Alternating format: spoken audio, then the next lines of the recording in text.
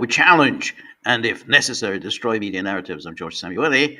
It is now 9:11 p.m. in, yes, you guessed it, very grim, sunless, lightless, dreary, drab Budapest. But I won't go on about that. You get the sense. Um, so, welcome everybody who has joined me for our Thursday night live stream. So, welcome everyone, wherever you are in the many parts of the world. And there are a few things I want to talk about. And, perhaps we could start off in a more um, light-hearted note. So, yesterday, there was the usual aggravation among the Europeans about what Trump and Witkoff and Jared Kushner are doing, and so they had another one of these phone calls, with many people took part in them. Everyone, Maloney and Macron, and of course Zelensky, who was visiting Paris, and of course Chancellor Schmerz, and the ubiquitous Finnish president Alexander Stubb. And so they all took part, and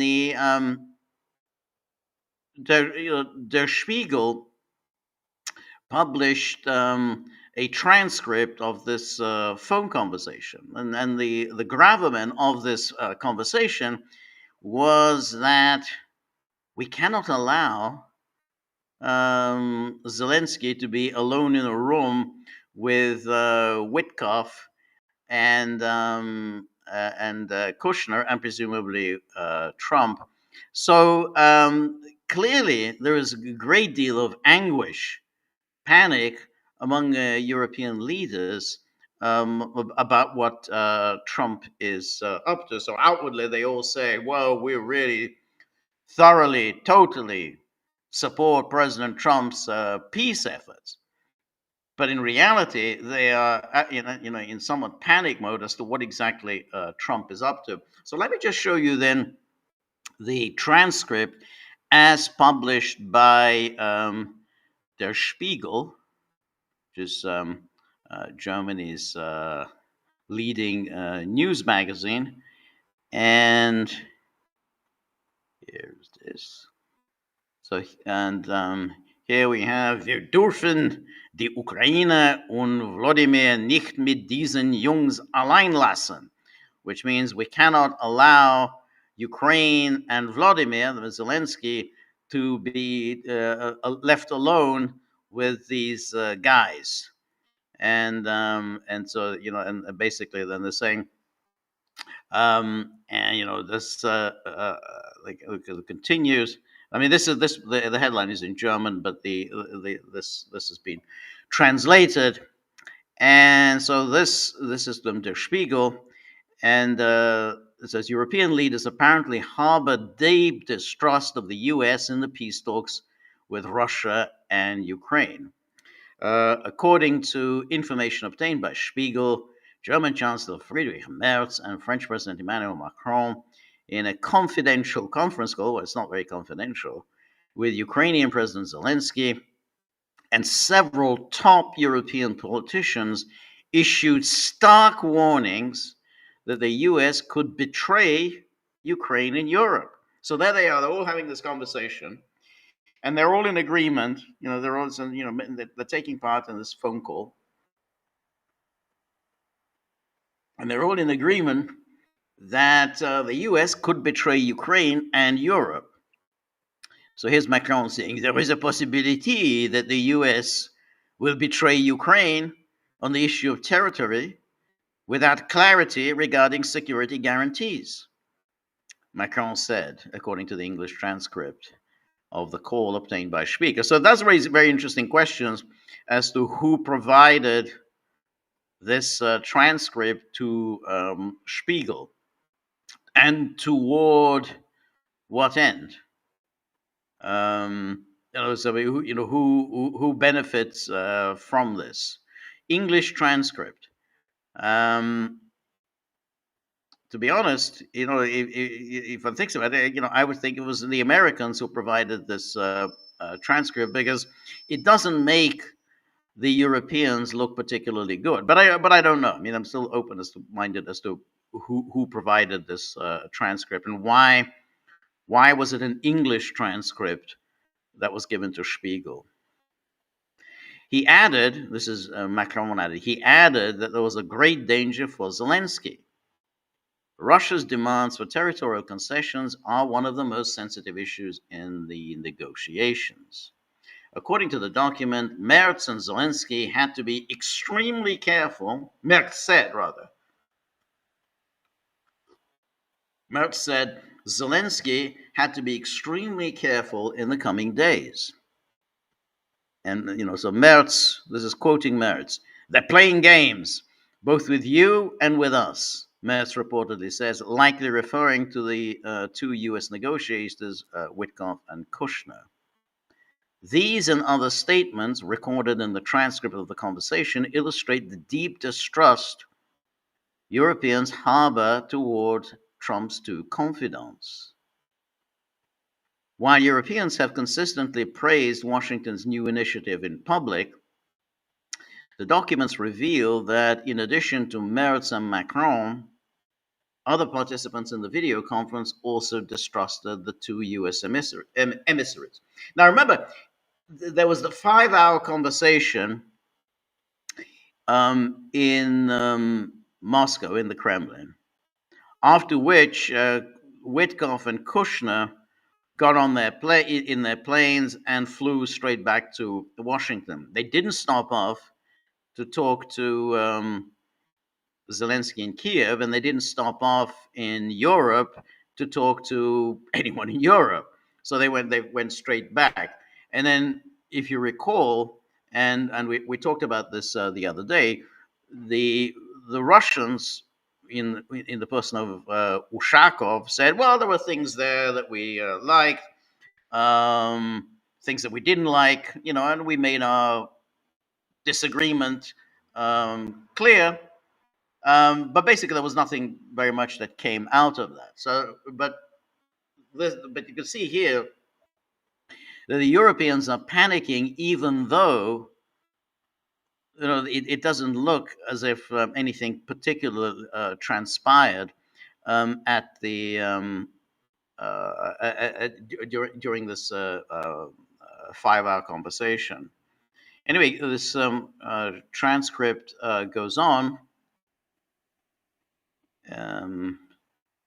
So, Finnish President Alexander Stubb. Stubb is this ubiquitous figure because, Finland's a tiny country.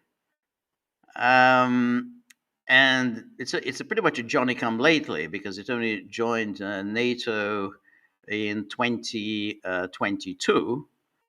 And but Stubb is always in these meetings, and that's because he has these good relations with Trump. He was apparently, and I think we talked about this before, he was a very good golfer. He got a golf scholarship. He studied in the United States on a golf scholarship.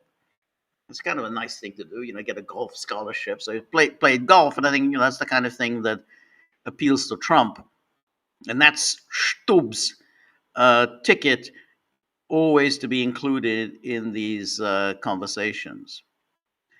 And so Stubb, one of the few Europeans with good relations with Trump, also warned against the negotiating duo. And he says, we mustn't leave Ukraine and Vladimir with these guys. We cannot leave them alone, he said at one point during the conversation. And NATO Secretary General Mark Rutte, also in on this video call, also well liked by Trump, echoed the Finn sentiments according to the written record. I don't know whether Trump does particularly like Rutte.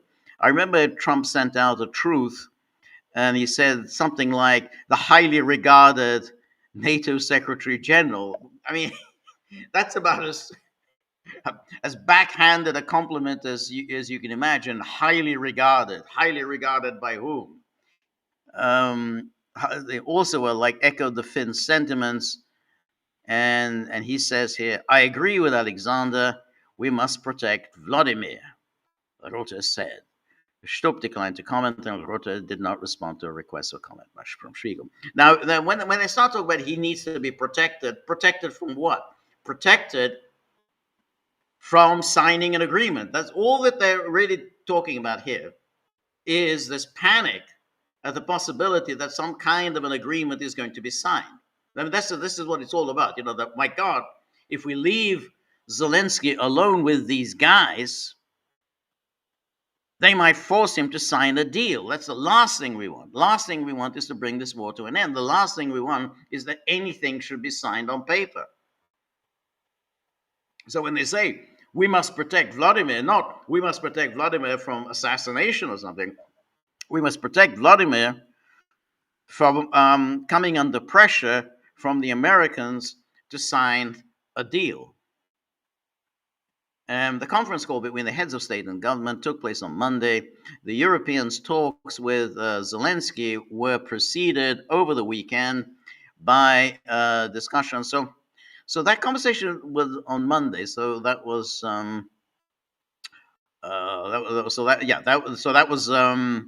day before the meeting with Putin. The European talks with Zelensky were preceded over the weekend by discussions between Rustem Umerov, National Security Advisor, and the Trump's negotiators in Florida. That was, of course, Marco Rubio.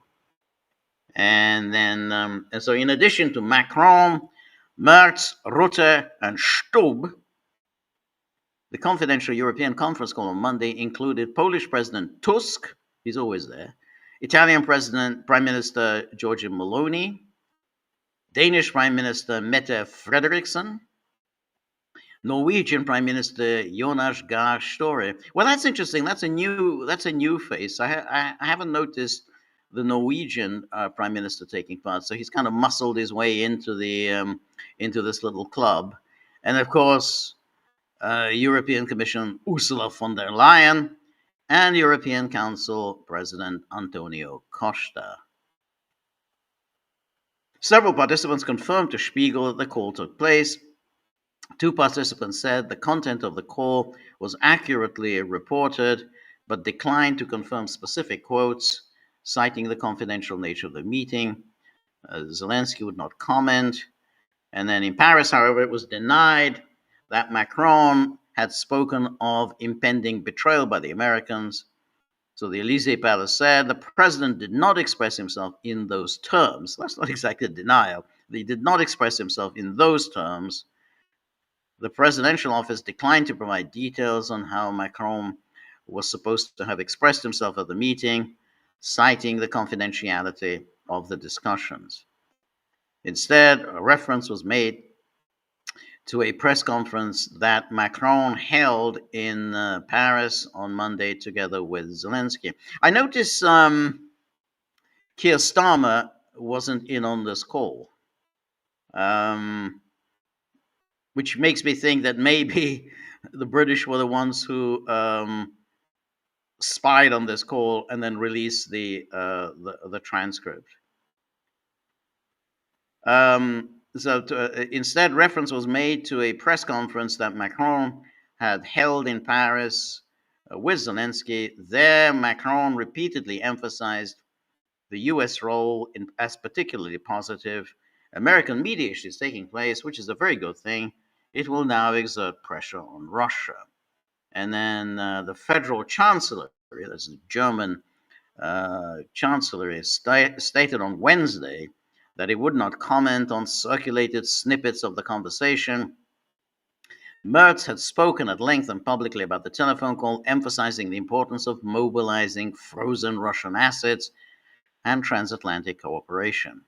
Regarding the U.S., Merz said at a joint press conference with Polish Prime Minister Tusk in Berlin on Monday, following the phone call, that they were keeping the transatlantic community together as best they can. As best they can. He added that the talks in Geneva, coordinated between the Europeans and the U.S. delegation, led by Secretary of State Rubio, had made initial progress toward a fully developed peace plan.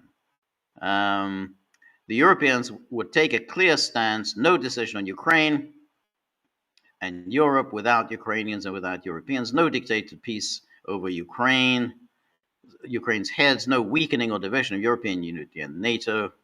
Furthermore, he announced that the EU would use the most powerful lever available to Europe to finally bring Moscow to the negotiating table, bring it to the negotiating table. Together in Brussels, we want to ensure we utilize the frozen Russian assets. So that's the familiar uh, nonsense. Um, but it's clear that this is a kind of a desperation time in Europe, um, because they really are worried about what Trump is seeking to do. That Trump is seeking to undercut seriously the Europeans. I mean, as we've said before, Trump wants to bring this war in Ukraine to an end, but he couldn't care less about the terms. He doesn't care about Ukraine.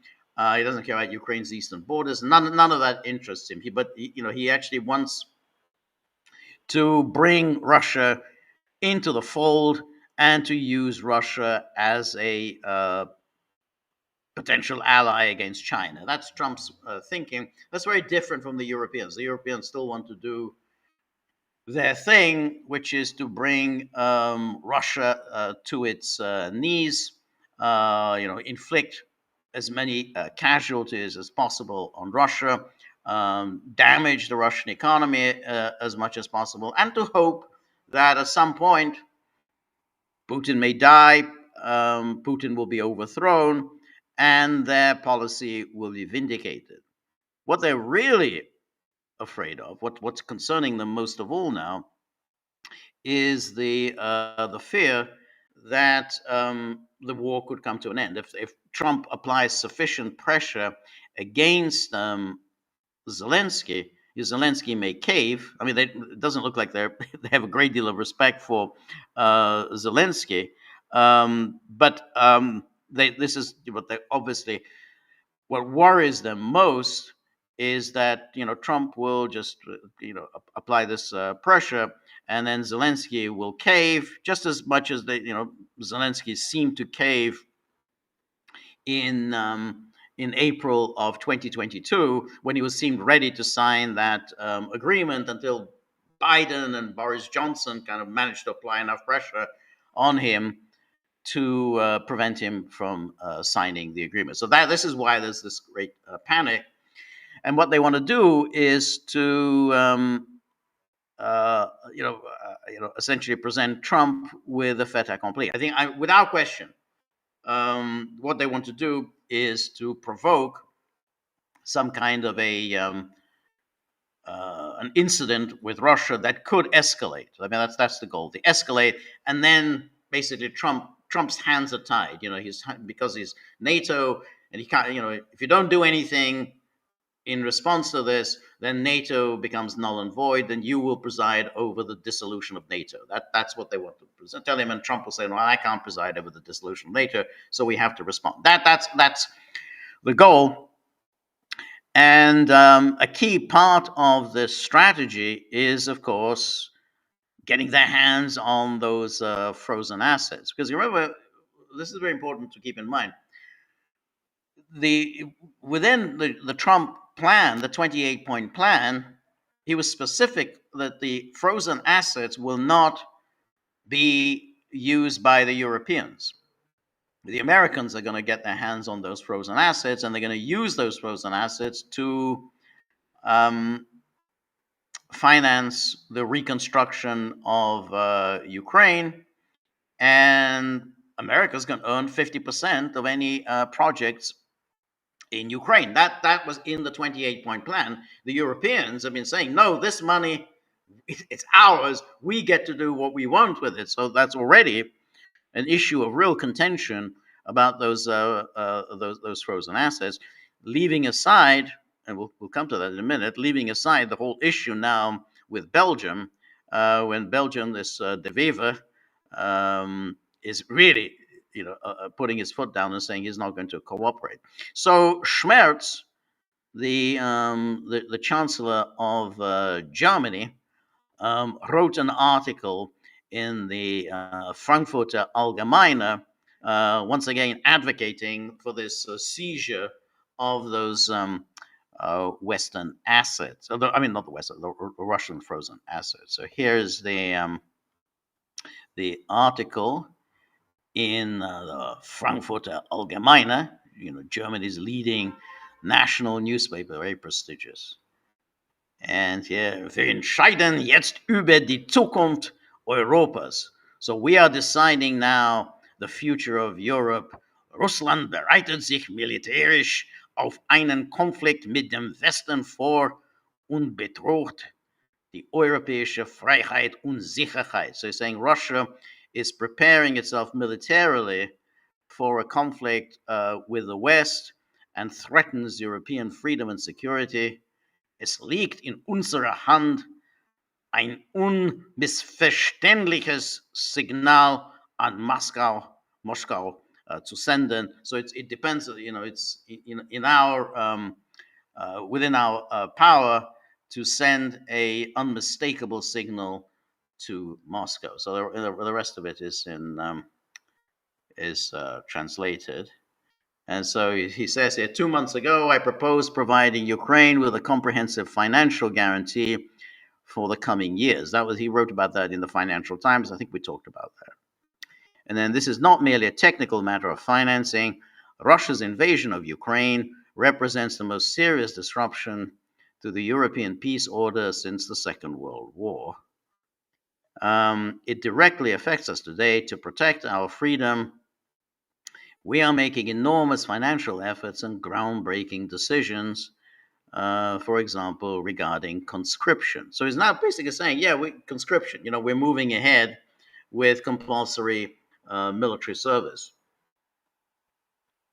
And that's Germany. Remember, he's already talked about how he wants Germany to become the leading military power in Europe. And then he goes on, imperialist Russia. That's just pretty strong language. He designates Russia as an imperialist. Imperialist Russia strives to extend its sphere of influence far beyond its own borders into the states of Europe. Unlike NATO, which has moved into the Far East and seeking to scoop up countries within to be under NATO hegemony, and eventually member states of NATO, the biggest military power in the world, but it's Russia that's imperial. It's Russia that hasn't expanded anywhere. It's NATO that has expanded to the borders of Russia. It's NATO that seeks to surround Russia with hostile states, hostile and NATO member states all over, all around Russia, from Europe through to the Far East. And Russia is the one that's imperialist. No one can deny today that the Russian leadership is resorting to the full spectrum of hybrid threats and destabilization tactics. So that's the familiar hybrid, and they never explain what this hybrid is, hybrid threats and destabilization tactics, and is using these methods against us. So now we're going to go, you think, are we going to go through the litany of, an explosion in some warehouse somewhere and a fire in some shopping mall in the middle of the night, and then the drones, the mysterious drones that suddenly appear. It's all part of this Putin's hybrid warfare. So Moscow is preparing militarily, and its own society is preparing militarily for a conflict with the West. So again, here, the West, of course, is so innocent, has done nothing at all to cause anxieties in Moscow. No, of course not. We didn't do anything. We did nothing. Nothing. We didn't do nothing. Such a Russia threatens European freedom and security. It also threatens our East European partners, who had to fight for their freedom and secure sovereignty more than 3 decades ago. And then, without exception, all discussions with the government of the Baltic states confirm this finding. the Baltic Chihuahuas, who basically do nothing all day except obsess about Russia and how much they hate Russians. The Polish government, which was in Berlin this week for German Polish government consultation, reports daily Russian attacks. Yeah, yeah. I mean, you're going to get your information from Poland, which is also with its obsessive hysteria about Russia.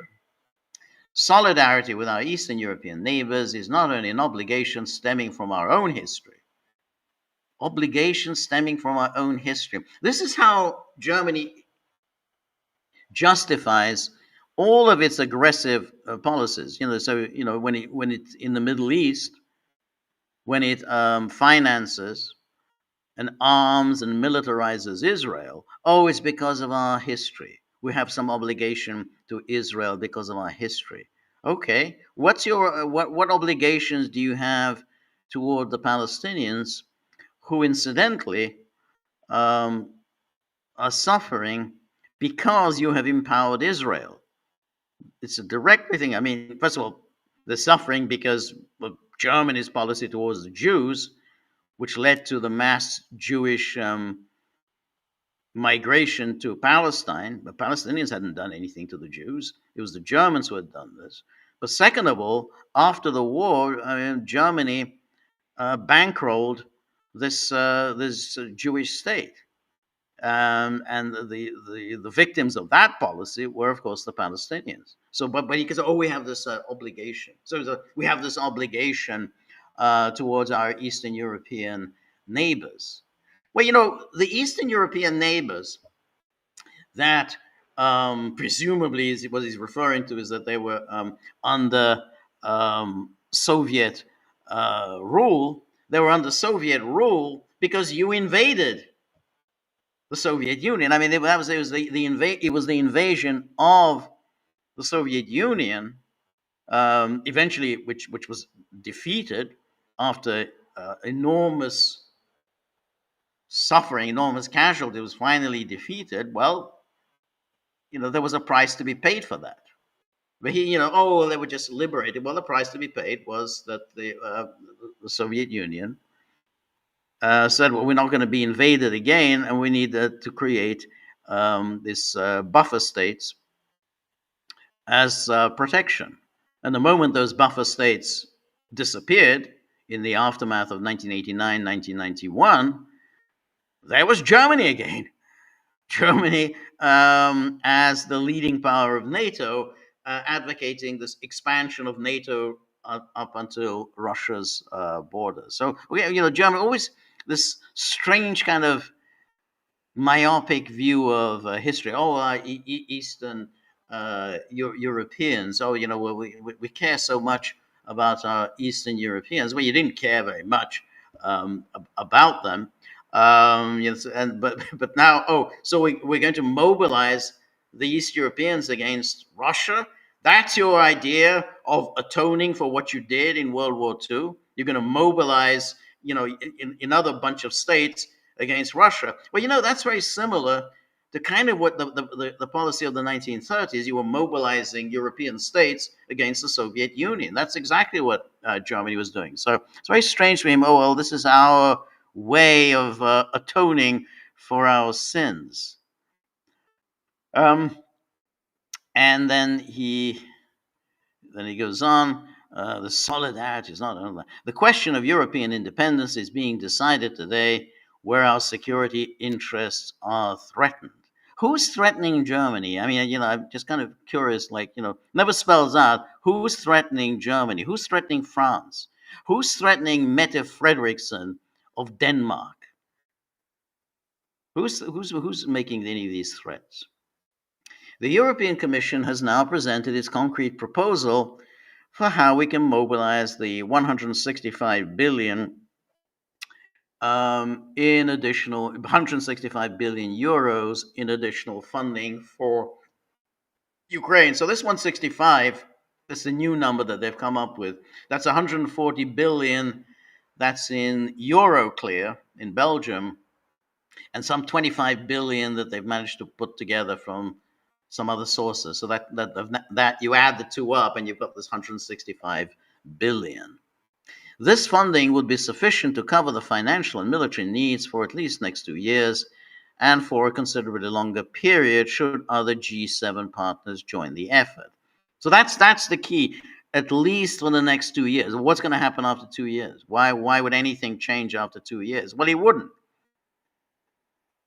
But what they're hoping is that something will turn up during those next 2 years. Let's say maybe Putin will be overthrown, maybe he'll die, and maybe Trump will be gone. That's their alternative. Trump will be gone, and they'll have someone more pliable in Washington. So be back to the old routine. Someone like Marco Rubio in the Oval Office, or Ted Cruz, or one of those people.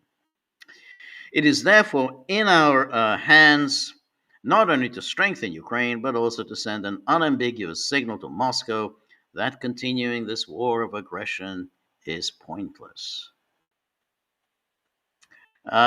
This is a single signal not to prolong the war. That's exactly what it is. I always, whenever they say something like it's not a signal not to prolong the war. Well, of course, that's exactly what you've just said. You want this money in order to prolong the war, but to end it.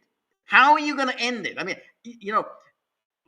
this money will be used to buy more arms for Ukraine. How does that end it? By what kind of logic does it end a war by sending more arms? But to end it. But they write this rubbish in the media, and then it just gets repeated. Oh well, the way we're going to end the war is by sending more arms to Ukraine.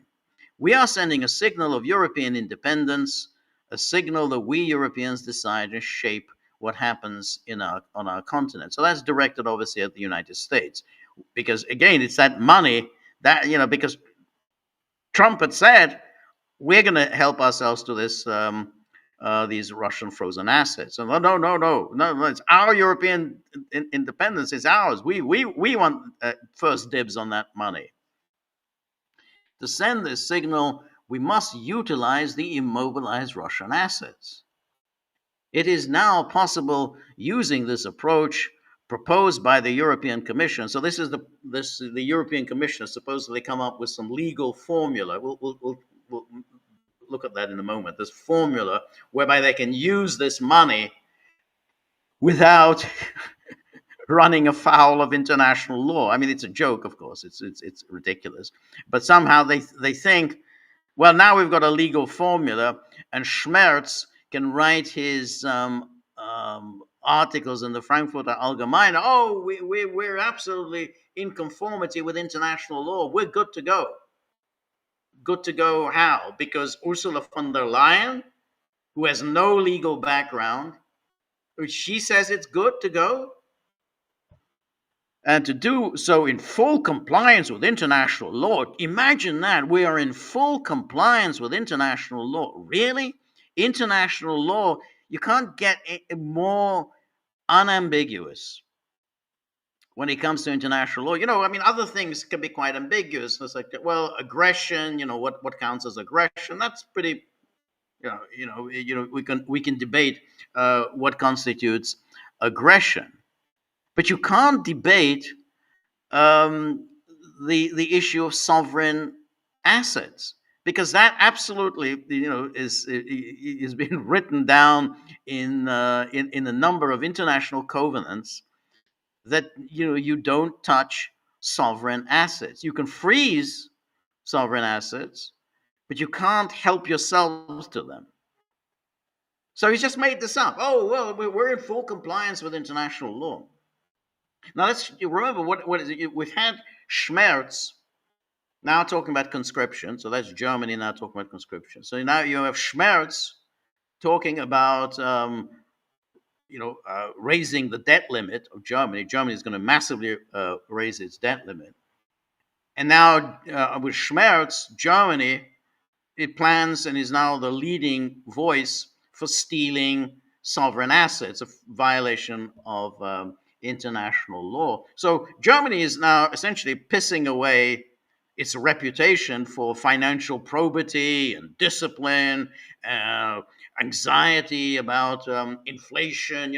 That's the reputation it had built up since the war. That it absolutely, we don't joke around. Do you remember the sovereign debt crisis of 2010, 2011, when the Germans were lecturing the pigs? You remember the pigs? That's, I think, was Portugal, Italy, Ireland, and Greece. So they were lecturing the pigs about keeping, their books in order, keeping, sticking to financial probity. No, going to be no bailouts for debts. So now Germany is doing the exact opposite. We Europeans have jointly decided that the assets of the Russian central bank will remain frozen until Russia compensates Ukraine for the damage caused by the war.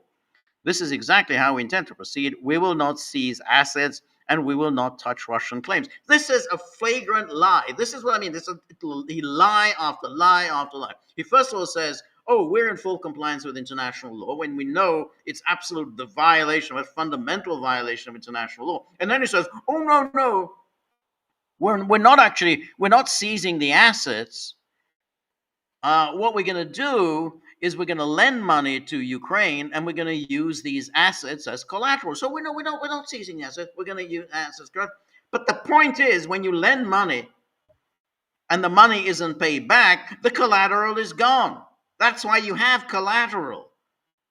If you don't pay back the loan, that's gone. The collateral is gone, and everyone knows this. So, oh, no, we will not seize the assets.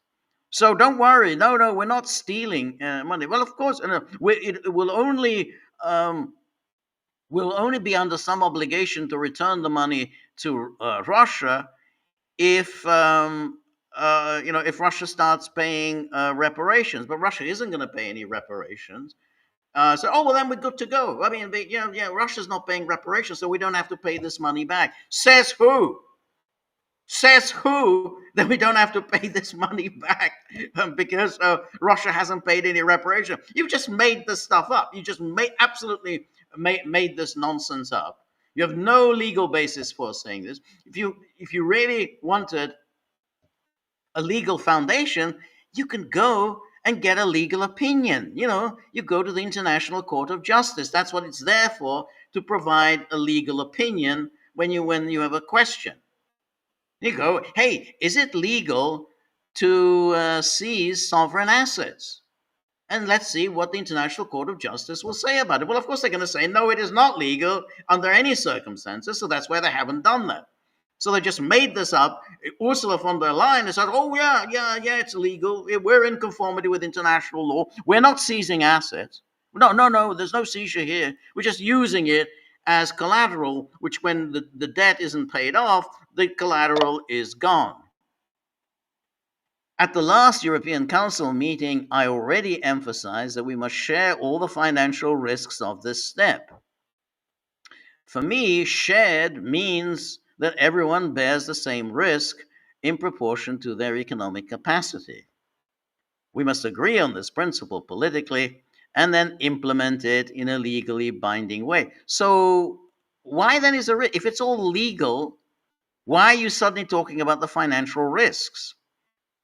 I mean, you just said it's all legal. We're not doing anything wrong. And now he's talking about, we must share the risks. What's the risks that you're sharing?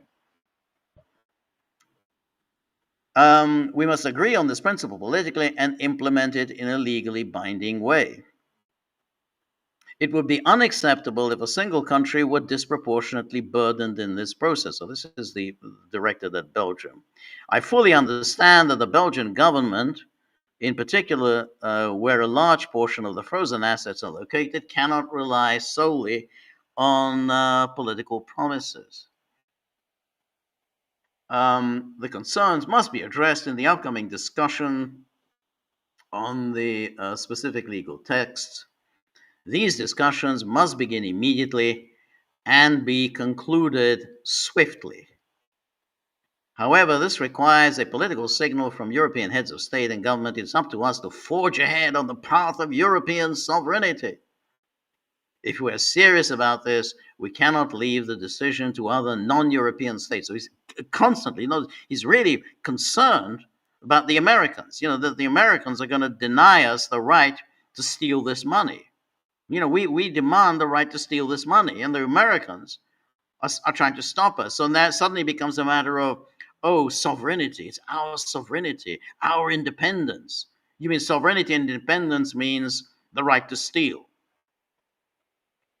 If we're serious about this, we cannot leave the decision to other non-European states regarding what happens to the financial resources of an aggressor, which have been legally frozen within the jurisdiction of our rule of law and in our own currency. What we decide now will determine the future of Europe. So this is about as dishonest as you can say. Totally, it's all lies, trying to fool the public. I mean, and it's not hard because if you have German elite opinion, which reads the Frankfurter Allgemeine, they just want some, ridiculous cockamamie argument to tell them, yeah, it's not illegal. Yeah, we're doing everything is exactly in accordance with international law. Nobody's stealing anything. We're fully respectful of Russian rights, and so yeah, no, nothing to worry about here. So this one then, so yesterday then Ursula von der Leyen finally came out with her proposal of how we're going to steal this money. They've been waiting for this. When are you going to finally publish this document? And of course, it was an extraordinarily an impressive document. The sort of the supposed justification for stealing Russia's money, and so here is the document that that von der Leyen came out with. Is a commission unveils 2 solutions to support Ukraine's financing needs in 2026-27. Now, when they say 2 solutions, you see what von der Leyen is saying is, well, you have 2 solutions. One solution is we can dig into our own pockets and spend money on Ukraine out of our own pockets, or run up a debt. We can increase our debt limit and pay Ukraine through debt that we're going to have to repay down the road, or we can just steal the money. So you can say, well, here's the 2 options. You can either dip into your own pocket and pay, or we can steal the money from someone else. Which would you prefer? And I know which I would prefer, says von der Leyen. I prefer to steal the money. So here it is. With these legal proposals, the Commission puts forward 2 possible solutions. EU borrowing, which would rely on the EU budget, and a reparations loan, which would empower the Commission to borrow cash balances from EU financial institutions holding immobilized Russian central bank assets. Now, you see, when they say reparations loan, that's again another lie. We get lie after lie after lie. There's no reparations going on here. This is money that is going to be given to Ukraine so that Ukraine can buy weapons from Europeans, ideally from Europeans, but they'll also buy them from the Americans. They're going to buy out of this money that they'll get from the Russians. They'll use that to buy weapons in order to kill Russians. So in other words, Russians will be financing the killing of Russians. But she calls it a reparations loan, which sounds great. Oh, well, it's just reparations. We're trying to rebuild a building here, and trying to get the railway station rebuilt. So it's not a reparations loan. It's a military financial loan, and it's not a loan because that loan is never going to be paid back.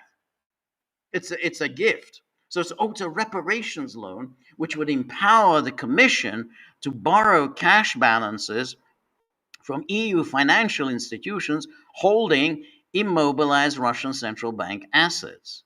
They reflect the EU's commitment to supporting Ukraine, not only in defending its sovereignty and maintaining state functions, but also as a strategic investment in Europe's security and the pursuit of a just and lasting peace. So there's no, of course, Europe has no security. I mean, that's why they're always wringing their hands, as they were yesterday at the NATO foreign ministers meeting. Oh no, we're under attack! We're under attack! Oh God, our security is in danger. So a few years ago, no one was attacking you. Now you're crying because you're under attack. So what have you done to enhance Europe's security? But that's why a reparations. It's a reparations loan. Yeah, it's a reparations loan. We're sending you guns, but we'll call it a reparations loan because it sounds so much nicer. And we know that that's how the media will report it. It's a reparations loan. These proposals put in place a number of safeguards. Oh, the safeguards. To protect member states and financial institutions from possible retaliation measures within Russia and from unlawful expropriations outside Russia. It's unlawful. I have to read this again. Possible retaliation measures within Russia. Yeah, that is a problem. If you steal somebody's assets, they're going to turn around and steal yours. I mean, that definitely is an issue.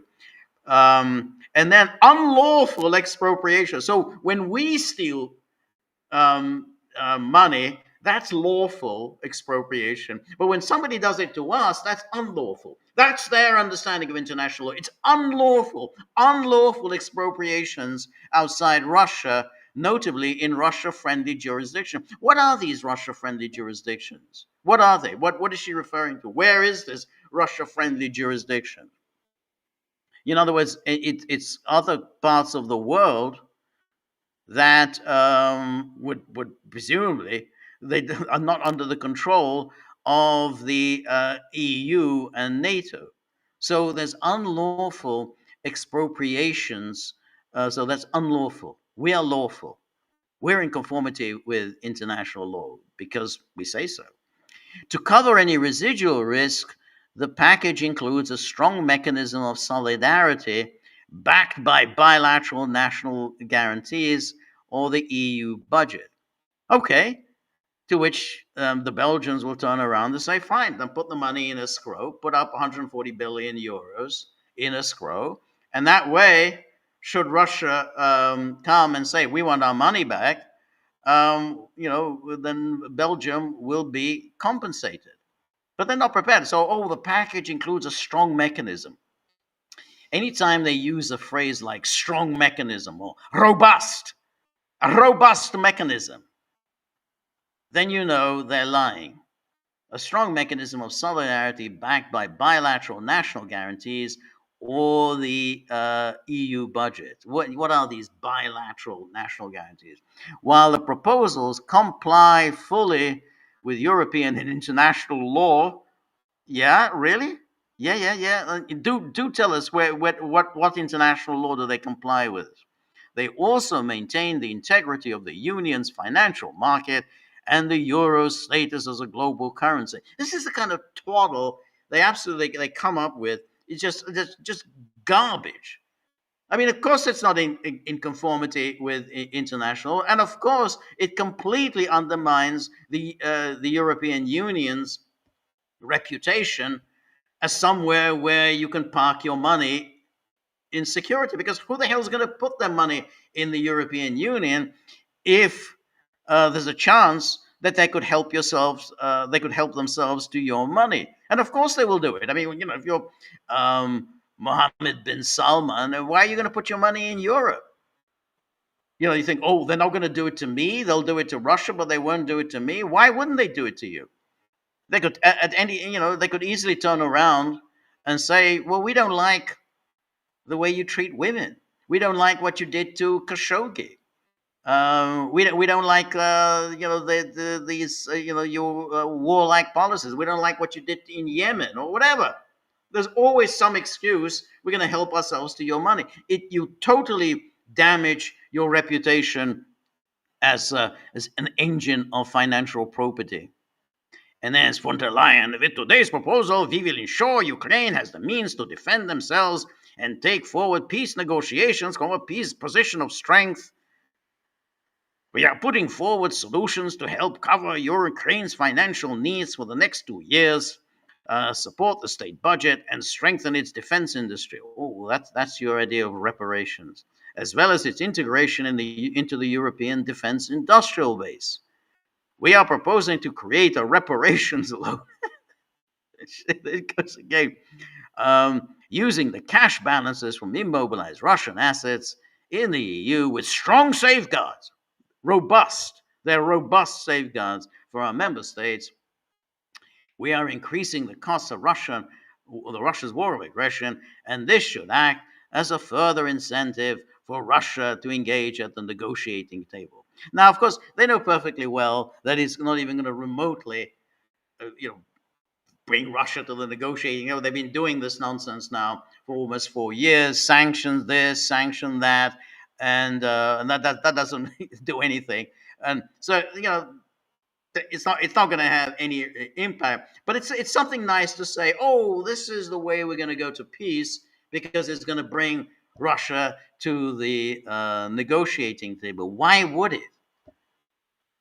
I mean, the most, obviously, what they're going to do, one of the first things they're going to do is they basically seize Western assets in Russia. I mean, what would anyone do?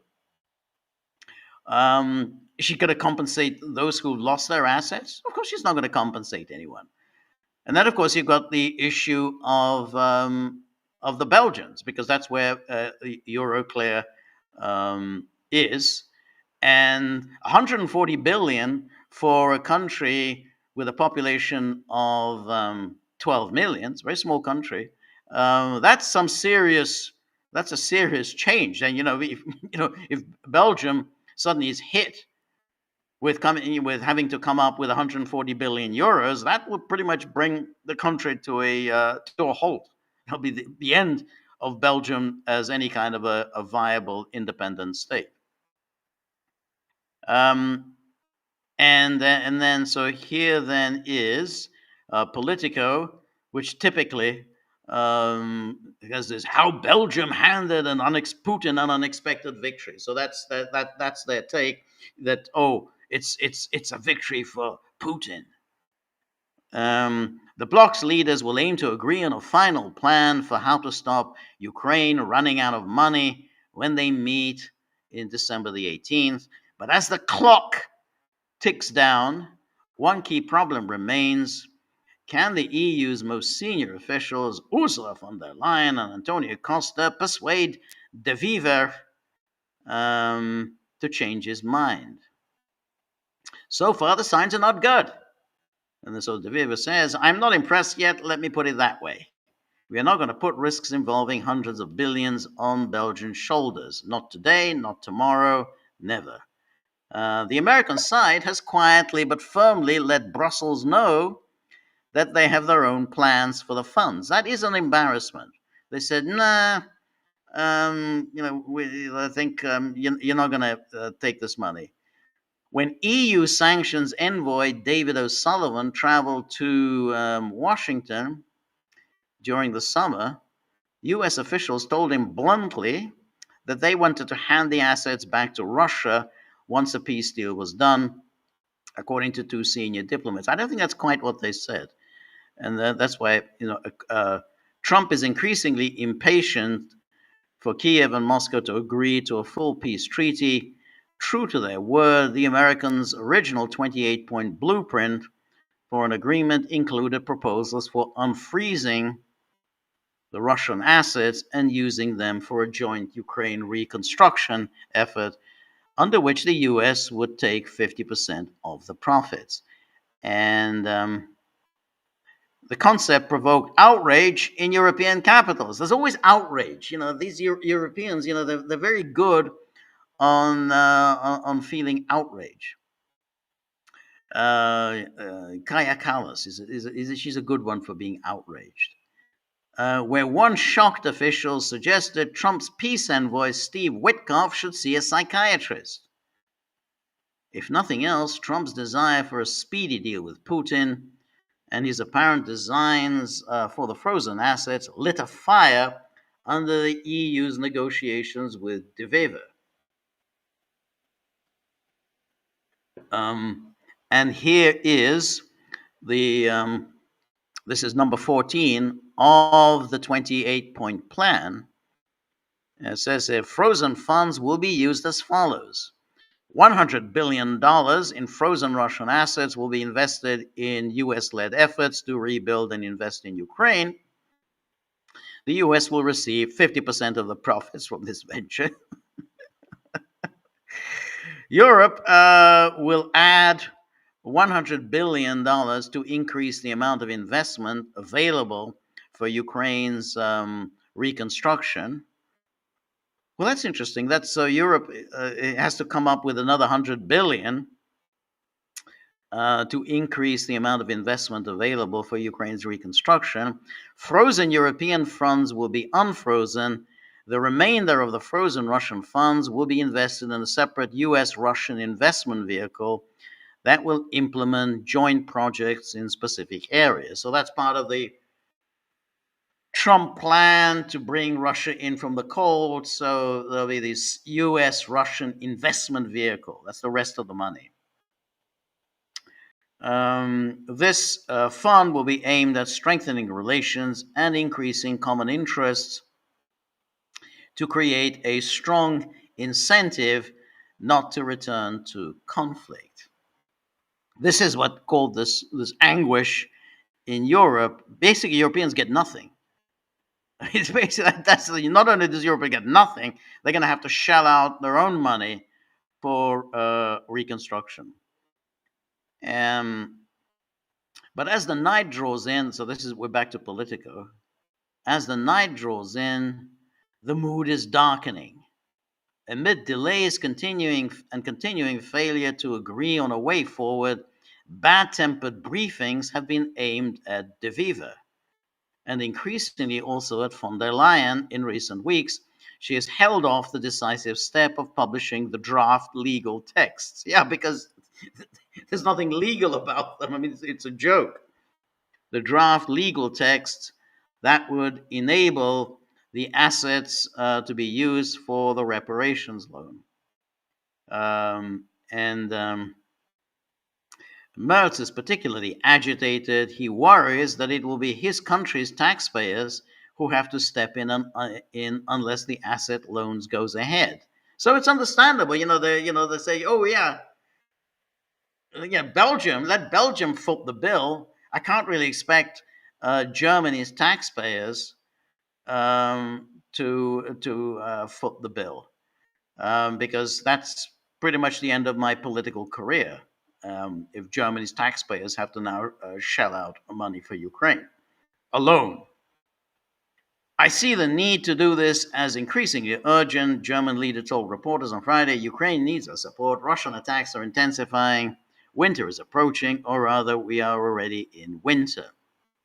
See, you can see what the mess that they've got themselves into. They want to keep this war going. They don't have the money.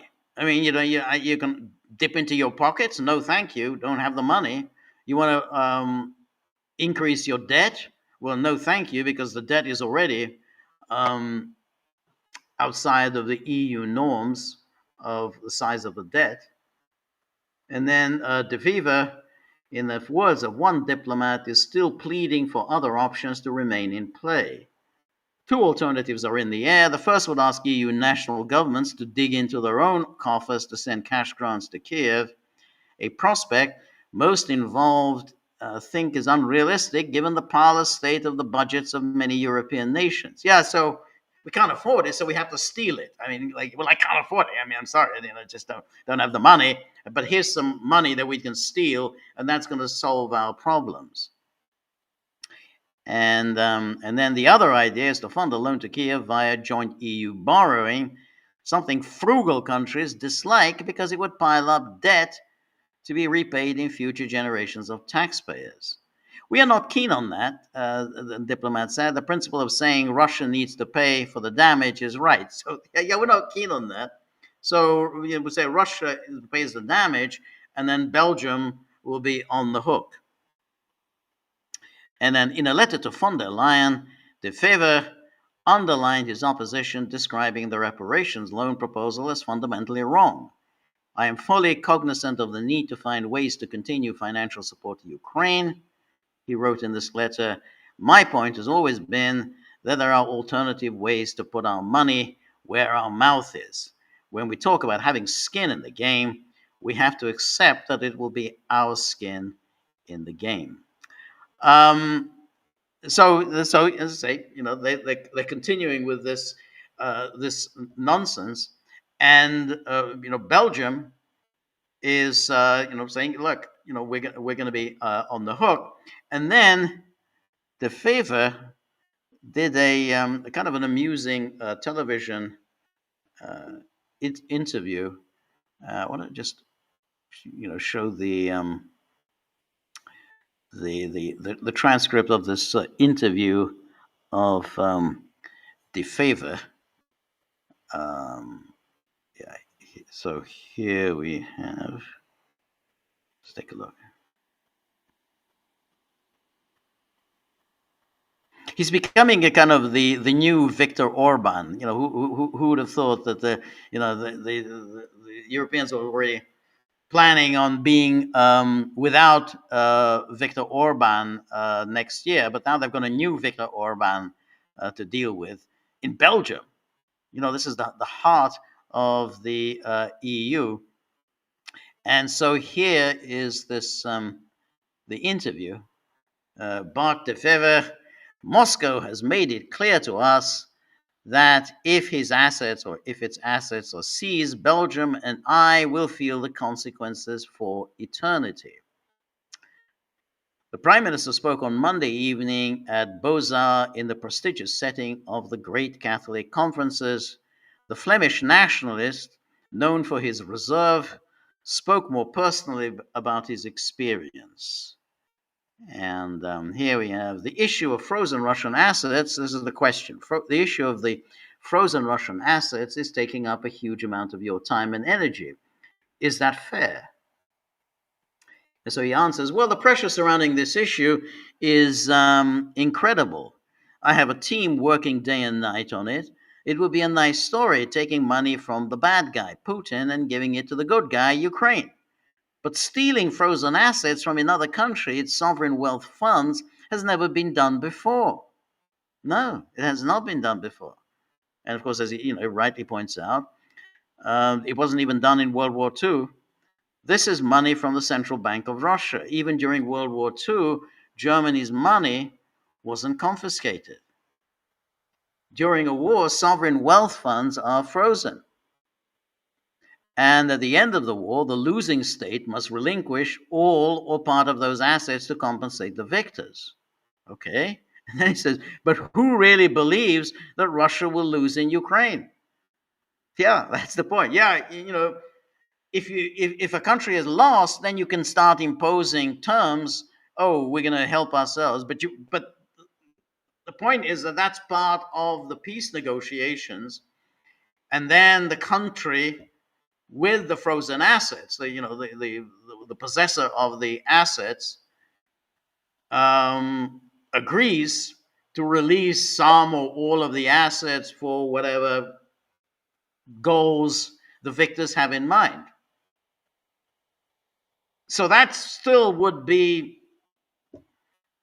voluntary, even though it's coerced, but it's voluntary. The point is that still would be acceptable under international law. What isn't acceptable under international law is to seize sovereign assets when the owner of those assets has no say in the matter. That's just unambiguous. I mean, there's just there's no argument about that. So here we say, yeah, I mean, if you've lost a war, then you may be forced to agree to hand over some or all of your assets. But if you haven't, then you've got a problem. So that's what he says. And at the end of the war, the losing state must relinquish all or part of those assets to compensate the victors. But who really believes that Russia will lose in Ukraine? It's a fable, a complete illusion. It's not even desirable for them to lose and for instability to take hold in a country that possesses nuclear weapons.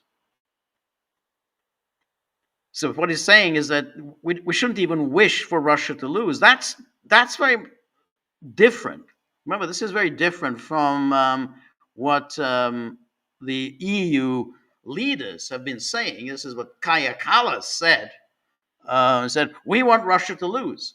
This is what Ursula von der Leyen says. We want Russia to lose. He says, I don't think we want Russia to lose. Why would it be in our interest for Russia to lose? And here, then, so he continues. And who believes that Putin will calmly accept the confiscation of Russian assets? Moscow has let us know that in the event of a seizure, Belgium and I personally will feel the effects for eternity. That seems like a pretty long time. And then he goes on. Russia could also easily confiscate Western assets. Euroclear has 16 billion in Russia. All Belgian factories in Russia could also be seized. And what if Belarus and China also confiscated Western assets? Have we considered all of this? No, we haven't. I asked my European colleagues if they were willing to pool the risks incurred by Belgium. Only Germany said it was ready to do so. Without this pooling of resources, I will do everything I can to block this case, everything. And then about this episode, if I have an international job after the 16th, that's the 16th of December, it will be washing dishes. So that's his view. When it comes to the Europe, I'm always wary and suspicious and think, that's a lot of big talk. And then, the day comes and then they cave. I mean, he doesn't sound like he'll cave, but Viktor Orban has also often sounded like, well, that's it. No one's going to mess with our sovereignty. No one's going to tell us what to do. And then, lo and behold, Hungary duly caves. So that's the the issue with the how Europe. We need to keep this war going. The last thing we want, absolutely, the last thing we want is to have any kind of a peace, bringing this war to an end. We can't allow Zelensky to be left alone with these horrible, terrible people like Jared Kushner and Steve Witkoff, because Zelensky might be persuaded to sign an agreement. No, we don't want any agreement. And we know how we can keep this war going. We could just steal the money, and that'll keep it going for another 2 years. That's their framework. Well, it will keep it going for another 2 years. So that's the Europeans. Okay, let's take a look now at our locals page and see what the Gagglers, the people who actually make this the Gaggle a viable concern. For keeping the dogs fed, happy. Well, the dogs aren't really happy. They're always discontent. But at least the idea is a very good one. Anyway, so first question from my good friend Robert. Thank you, Robert, as always. Appreciate it. So Robert says, is it possible that Mogherini's prosecution? So this is Mogherini.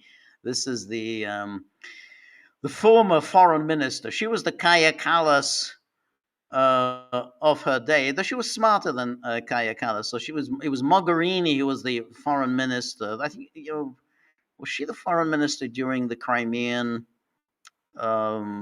crisis? I can't remember. I think that was that woman, Catherine Ashton. I think it was Catherine Ashton. Then I think it was Mogherini. Then we had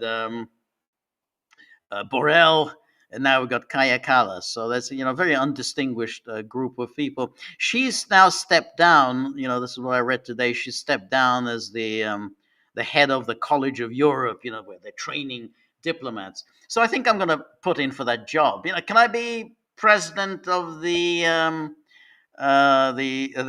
College of Europe, to train diplomats. I mean, now that there's a vacancy there, I think I'll see if I can, get that job. So, is it possible that Mogherini's prosecution reflects a deeper shift in EU strategy from diplomacy towards a more militarized hard power posture? Yes, absolutely. No claim of involvement, of course, but the case's timing seems to align with von der Leyen's broader pivot.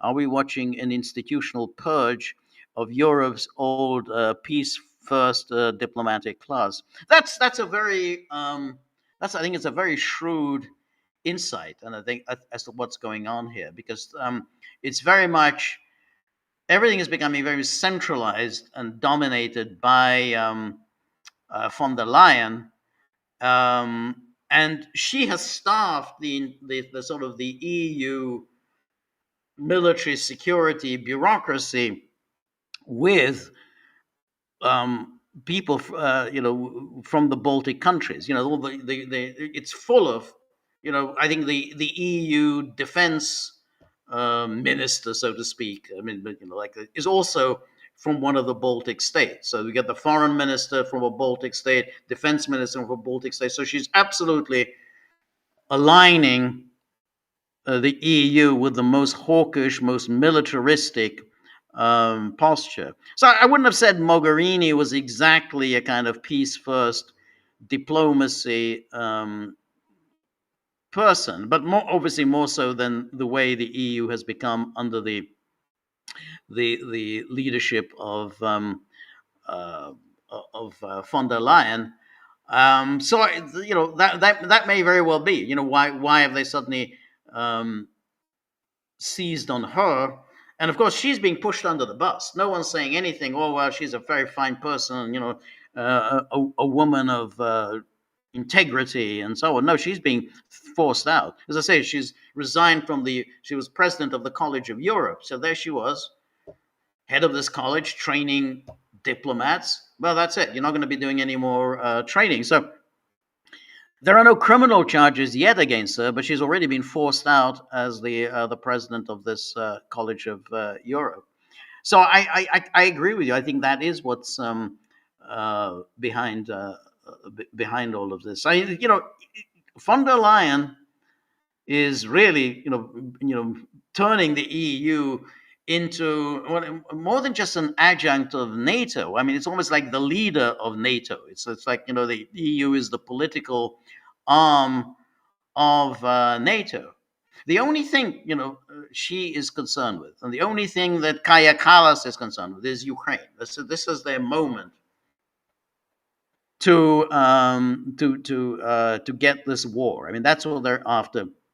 They want to get this war off the ground, and basically, I mean, since they can't possibly fight Russia by themselves, and to force this on the United States, to present Trump with a fait accompli. And I have to say, Trump sees through this plan. I mean, I think this is why he's treating the Europeans with the disdain that they so richly deserve. Why he, is that he knows that this is what they're trying to do. To put him in the position where he has to go to war against Russia. I mean, it's like, the contempt we saw a moment ago about these frozen assets. But they had this NATO foreign ministers meeting yesterday. Marco Rubio didn't show up. He sent his deputy, and his deputy was only there very briefly, and he used the time essentially to lecture the Europeans, telling them, hey, you need to buy your weapons from the United States. Stop all this nonsense of buying weapons in Europe. No, you need to buy them from the United States. And then he left.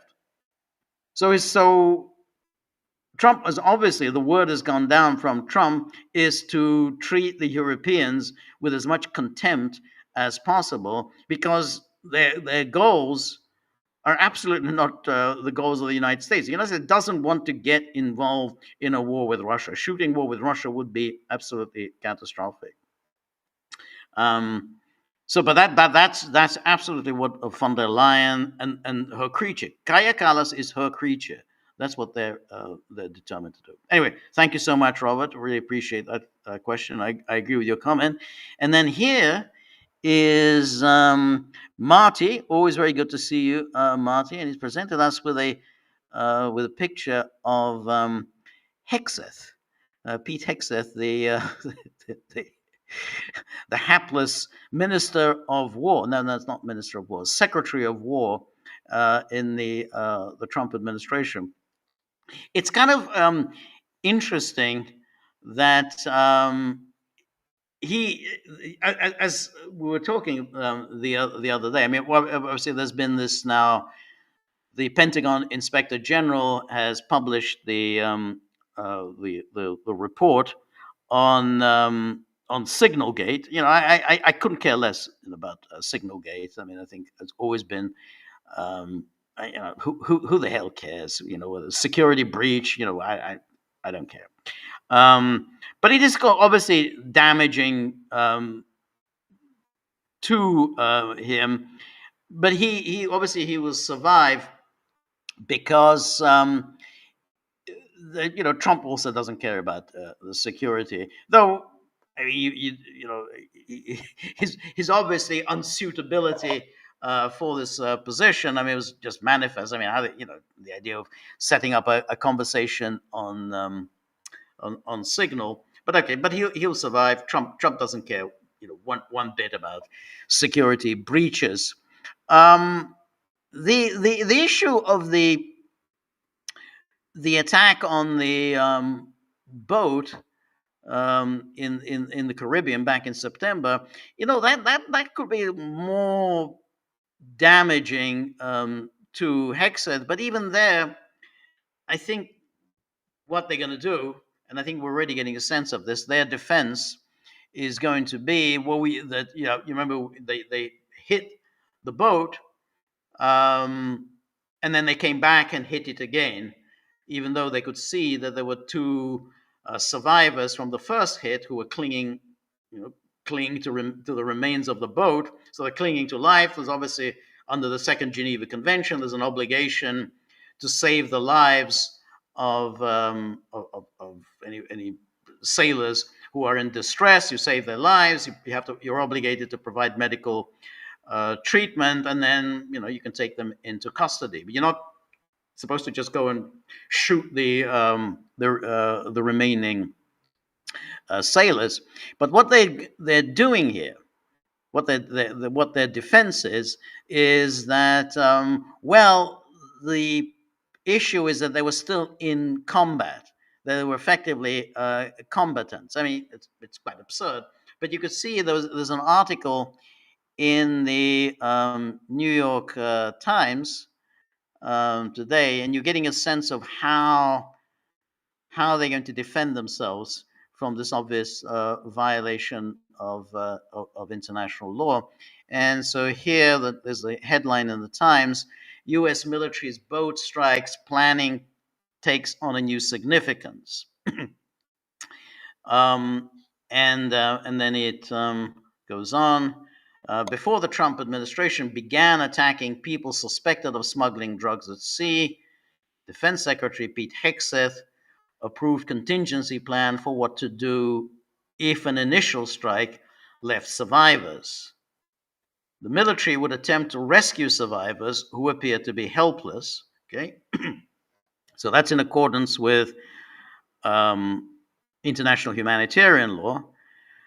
Shipwrecked and out of what the administration considered a fight. Okay, fine. But there's a but coming up. But it would try again to kill them if they took what the United States deemed to be a hostile action. So a hostile action like communicating with suspected cartel members. All right, so You're clinging to life. You're basically trying to avoid drowning. Your boat's just been destroyed, so you're just clinging there. I'm not quite sure what communications with cartel members you're capable of doing. Um, after after the smoke cleared from the first strike on September the 2nd, there were two survivors, and one of them radioed for help. Okay, so one of them radioed for help. U.S. officials said Admiral Frank Bradley, who commanded the operation, ordered a follow up strike and both were killed. So, radioed for help. So, I don't know. I mean, were they able to monitor the communication? We don't know. At this stage, we don't know whether they were able to monitor it. Um, but radioing for help doesn't sound like you're engaged in combat. So, but he would try again to kill them if they took what the United States deemed to be a hostile action, like communicating with suspected cartel members. But they're radioing for help. I mean, it's kind of what you would do. I mean, if you're clinging to life, I mean, what are you going to do? I mean, you can. I don't even know how you're able to do it. I mean, your phone is still in good shape after the hit. You can still talk on the phone. So it's hard to know exactly how that works.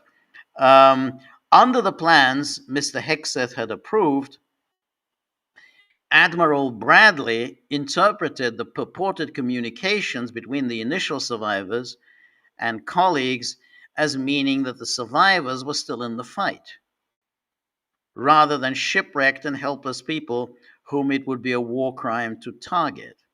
So they're asking for help, and apparently they're still in the fight. I don't know how exactly you can prove that you are not in the fight.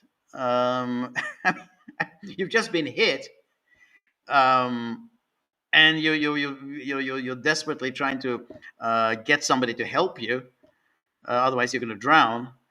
And that is apparently you're in the fight. The Pentagon's Law of War manual says that to be considered shipwrecked, persons must be in need of assistance and care, and they must refrain from any hostile act. Okay, so apparently asking for help is a hostile act. A U.S. Naval Commander handbook says combatants qualify as shipwrecked persons only if they have ceased all active combat activity. So again, what's the combat activity? One of its key related conclusions, according to people who have read it, is that suspected cargoes of drugs aboard boats are lawful military targets because cartels could otherwise sell them and use the profits and buy military equipment to sustain their alleged war efforts. So suspected. Okay. The Pentagon's emphasis on the purported radio communications appear to rely on that logic. The idea appears to be that without a second strike, another boat could have come to retrieve not only the survivors, but also any of the alleged shipment of cocaine that the first blast did not burn up. So calling for help was a hostile act. So remember, so what it's saying here, the Pentagon's emphasis on the radio communications relies on that logic. The logic being that this is the cargoes of drugs are lawful military targets. The idea appears to be that without a second strike, another boat could have come to retrieve not only the survivors, but also any of the alleged shipment of cocaine that the first blast did not burn up. So calling for help was a hostile act. I mean, this has to be one of the most loony pieces of logic ever. So essentially, I mean, we don't even know whether the the boats were carrying drugs. They haven't presented any proof that they were carrying drugs. But even if they were carrying drugs, the notion that you can just hit people who are just simply survivors, they're on the brink of drowning because, well, we were trying to destroy the drugs. That just seems to be so just ridiculous. I mean, it's like it's like a child. It's just almost like the logic of Friedrich Merz that we were talking about earlier. So we can hit the drugs. If we happen to kill the two survivors, well, that's tough luck. But we had to destroy the drugs because somebody else could have come along and picked up the cargo. Um, I mean, if you think about this, imagine if the police were to rely on that logic. They're in court and they say, well, we had to kill the suspects because there were drugs in the apartment, and somebody could have, somebody could have come along later, picked up the drugs, and then somebody could have made money on those drugs. So we had to kill everyone in the apartment. I mean, it's just absolutely insane. But this is the logic they're going to rely on, and I'm not expecting any resignations um, following this attack. So any more than I think Signalgate is going to result in any kind of resignation. So I mean, this is how they justify it, and this is how the United States has always justified its obvious violations of international humanitarian law. I mean, remember, this is what they did with the famous uh, uh,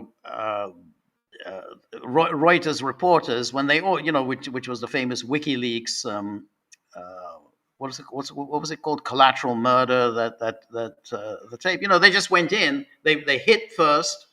Then the rescuers came to try to rescue who have been hit from the American aircraft, and then the American aircraft came back and hit it the second time. So all the rescuers were also killed in the second strike. So here we have a second strike, and because there's always these were terrorists, these were the terrorists. So in this case, all the justification is that otherwise we have the drugs. We have to get the drugs so we can shoot up the drugs. I don't I don't even know whether that actually succeeded. Did they actually destroy all the cocaine? I mean, they killed those two sailors, but was the cocaine all destroyed? Was it actually worthwhile? Anyway, thank you so much, Marty, and thank you for all of your great super postings on our board.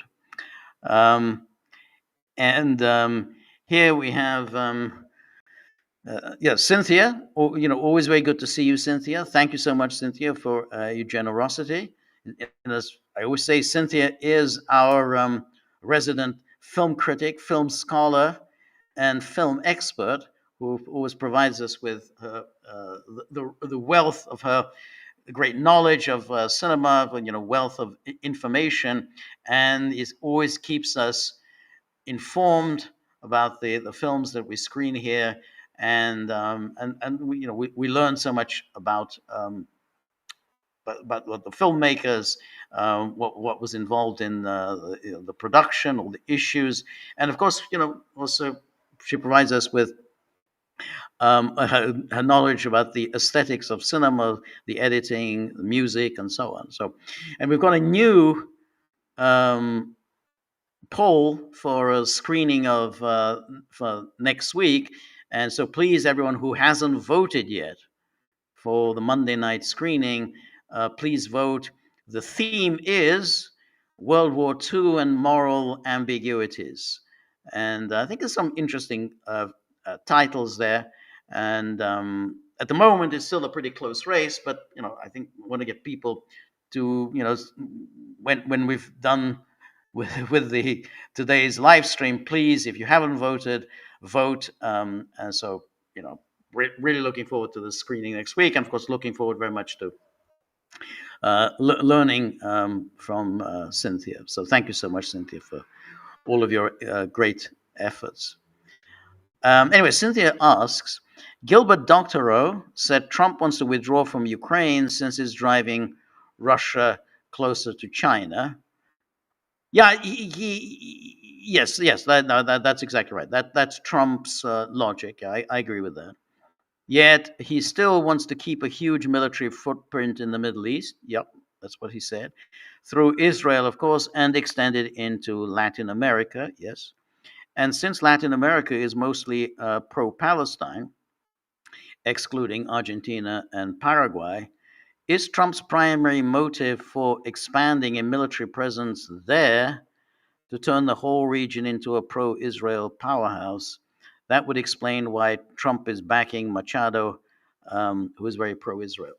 Well, I think there's something to that. Because um, he, I think, does want to scoop up the entirety of Latin and Central America into a kind of, the American column, so it'll be entirely a kind of a collection of satellite states of the United States. It would always that the United States would rely on them. So, given his lack of interest in Europe, he sees no real benefits from the United States in Europe. I think he would like to think, well, okay, we can take our leave in Europe because it's just the Europeans are not a going concern. Their economies are in the toilet. They're not innovative. They don't do anything interesting. So let them stew in their own juice. We can do business with Russia. Russia very rich in resources, so we can make money in Russia. Then of course we have the Arctic. We can help. We can work with the Russians to exploit the Arctic. So that's how he's thinking. This is that somehow we don't need Europe. Europe is a net drain on us, and they don't do anything interesting. Nothing that would interest Trump. Um, and then, of course, so instead of Europe, the United States will then have Latin America, Central America, and of course Canada. All of that would be a kind of extensions of the United States. So I think he's thinking of a bigger project, and of course he would expect them to follow. That's the whole point of being a satellite state, which is you expect them to follow American foreign policy, and therefore to be pro-Israel as the United States is.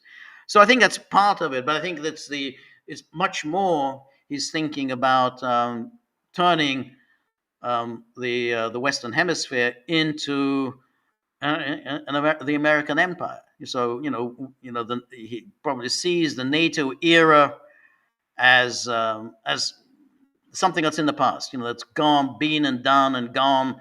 It serves no useful purpose for the United States. So let's replace it with Latin America. So yeah, I mean, so he clearly Bukele in El Salvador is the model of the kind of leader that he likes, Milei kind of leader.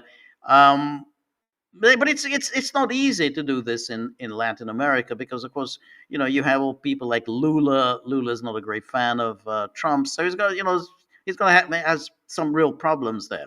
But I do think that is Trump's goal. He wants to end this war in Ukraine. He sees no benefits whatever to the United States, and I Dr. O says, well, look, we need to compliment Trump for what he's doing in Ukraine. I think he is trying to bring that to an end, not very effectively, because he's pursuing incompatible goals, which is he wants to end it, improve relations with Russia, but he's still wedded to Europe. However much he dislikes Europe, however much he detests their clinginess, however much he despises Zelensky, he can't let go. I mean, it's part of the American deep state. I mean, it's been a part of U.S. foreign policy, at the center of U.S. foreign policy since 1949. So that's 76 years. You can't just simply turn around and end 76 years of policy overnight. So he's stuck with it. He's stuck with trying to end the war in Ukraine and maintain this alliance. But when it comes to Latin America, yeah, he wants, does absolutely want to turn this into America's empire, including, of course, Canada. Canada's still a part of it. He hasn't talked much about Canada being the 51st state for a while, but all of that is part of turning the entirety of the Americas into this kind of Washington's domain. So yeah, and obviously Israel is a part of that, because that's what America is. It unquestionably, unquestioningly backs Israel. Anyway, so then Cynthia goes on. That would also explain why Mossad likely has a strong presence in Venezuela. If so, expect to see Mossad aided by the CIA to conduct a decapitation strike on Maduro, similar to the strikes they did on Iranian leaders this year and on Hamas and Hezbollah leaders in the preceding year. That in turn would mean that all the massive military buildup that the U.S. is doing in the Caribbean is merely a muscle flexing exercise, as well as an effort to give the Israeli decapitators some moral support. Well, I don't know, to be honest, how ubiquitous the Mossad presence is in Venezuela. It's possible, but I would have thought it's much more of a CIA playground. I think the CIA has been active throughout its history in Latin America. This is bread and butter for the CIA. So I would have thought. I mean, I agree that what Trump would like is Maduro to be assassinated. Obviously, I think his first choice would be Maduro overthrown, kidnapped, and then transported to the United States, where he can rot in prison for the rest of his life. And I think that would be his ideal solution. If that fails, and there's no one around Maduro who'd be willing to mount a coup against him and seize him and hand him over to the Americans, then I think the next option is assassination. And the problem with assassination is that they're a little tricky. They've tried to assassinate Maduro in the past without great deal of success. Doesn't mean that the next time it won't be successful. They've tried coups against Maduro several times during Trump's first term, and so it's quite possible that he could try to do that this time around. Try the coup. I think is the ideal solution. That way, he'll get the military, and the military then presumably hand power over to Machado. I mean, that would be his ideal solution. Otherwise, then I think he'd go for the assassination. But that's very messy, and I mean, even Israel. I mean, Israel succeeded in Hezbollah, but Hezbollah is still there. Hezbollah has survived. They did take out the leaders of Hezbollah, particularly Nasrallah, but Hezbollah has survived, and they have conducted assassinations in Iran. But the regime has survived. Israel hasn't been able to knock off, hasn't been able to topple Khamenei, The main rulers of Iran are still there. So assassination isn't that useful. You can get rid of people you don't like, but it doesn't.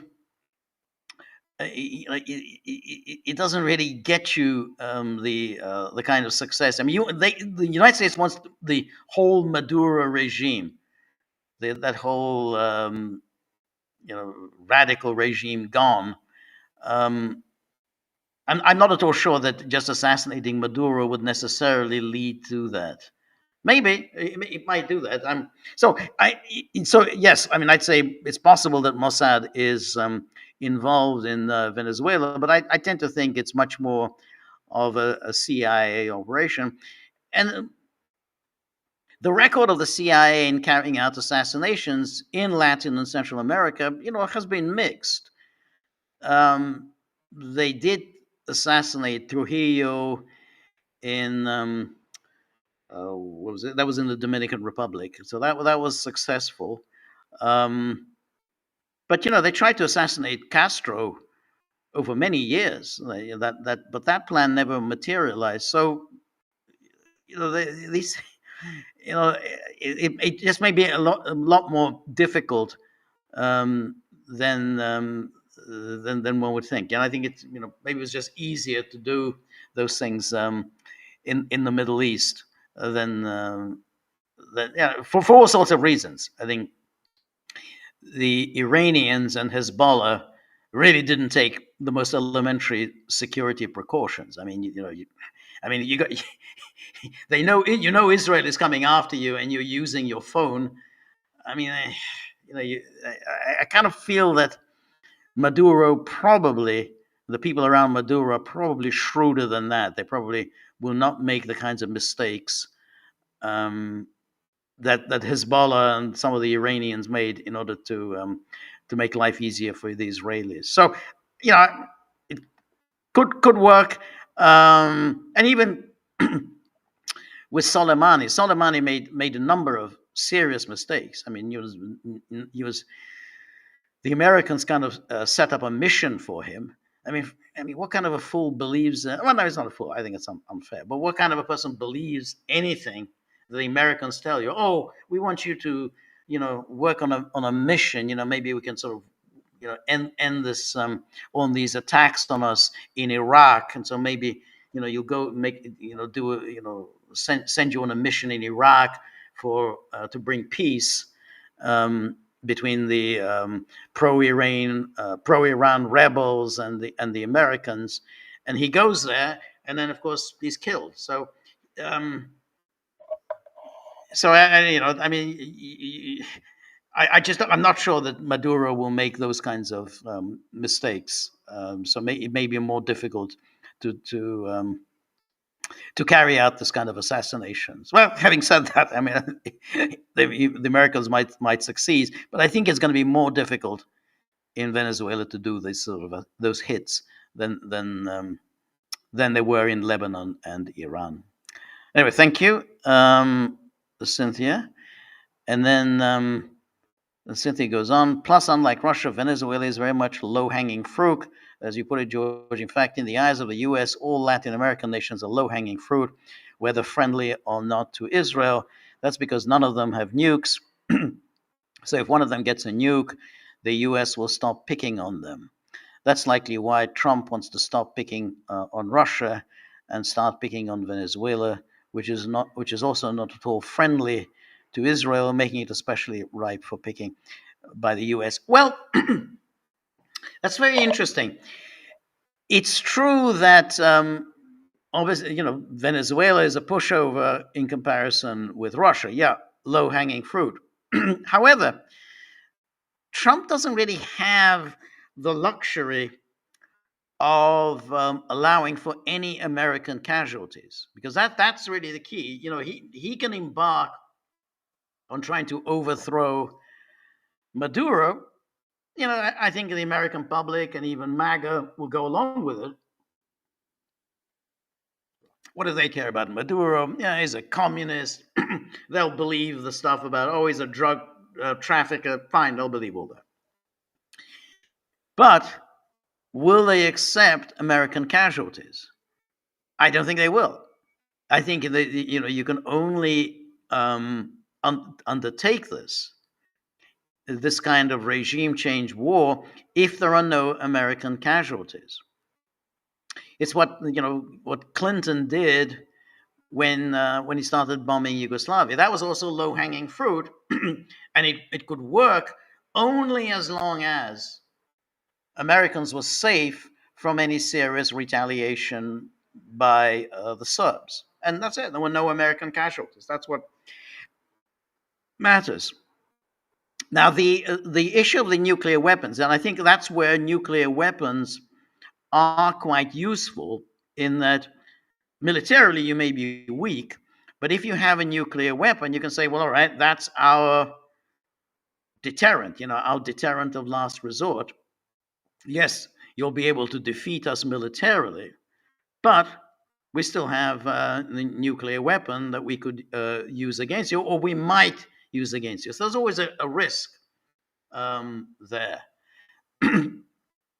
The issue with Russia is a little different, because Russia has a whole array of nuclear weapons, short range, intermediate range, long range. The conclusion that the NATO arrived at, and I mean that's a dangerous conclusion, but nonetheless that's the conclusion they arrived at, was that Russia won't use nuclear weapons, because if they if they use nuclear weapons, let's say they use short range nuclear weapons, that's the low yield nuclear weapons, then NATO will use nuclear weapons on Russia. And then if Russia decides to up the ante and go for a bigger nuclear weapon, then NATO will use a bigger nuclear weapon on Russia. So NATO's calculation is that, well, Russia's not going to do it, because effectively, Russia would be signing its own death warrant. This would be national suicide. So they decided that we can take the risk with Russia, because Russia will not resort to nuclear weapons. Russia's not irrational. Russia's not prepared to commit national suicide. So it's essentially, nuclear weapons are of no use to Russia.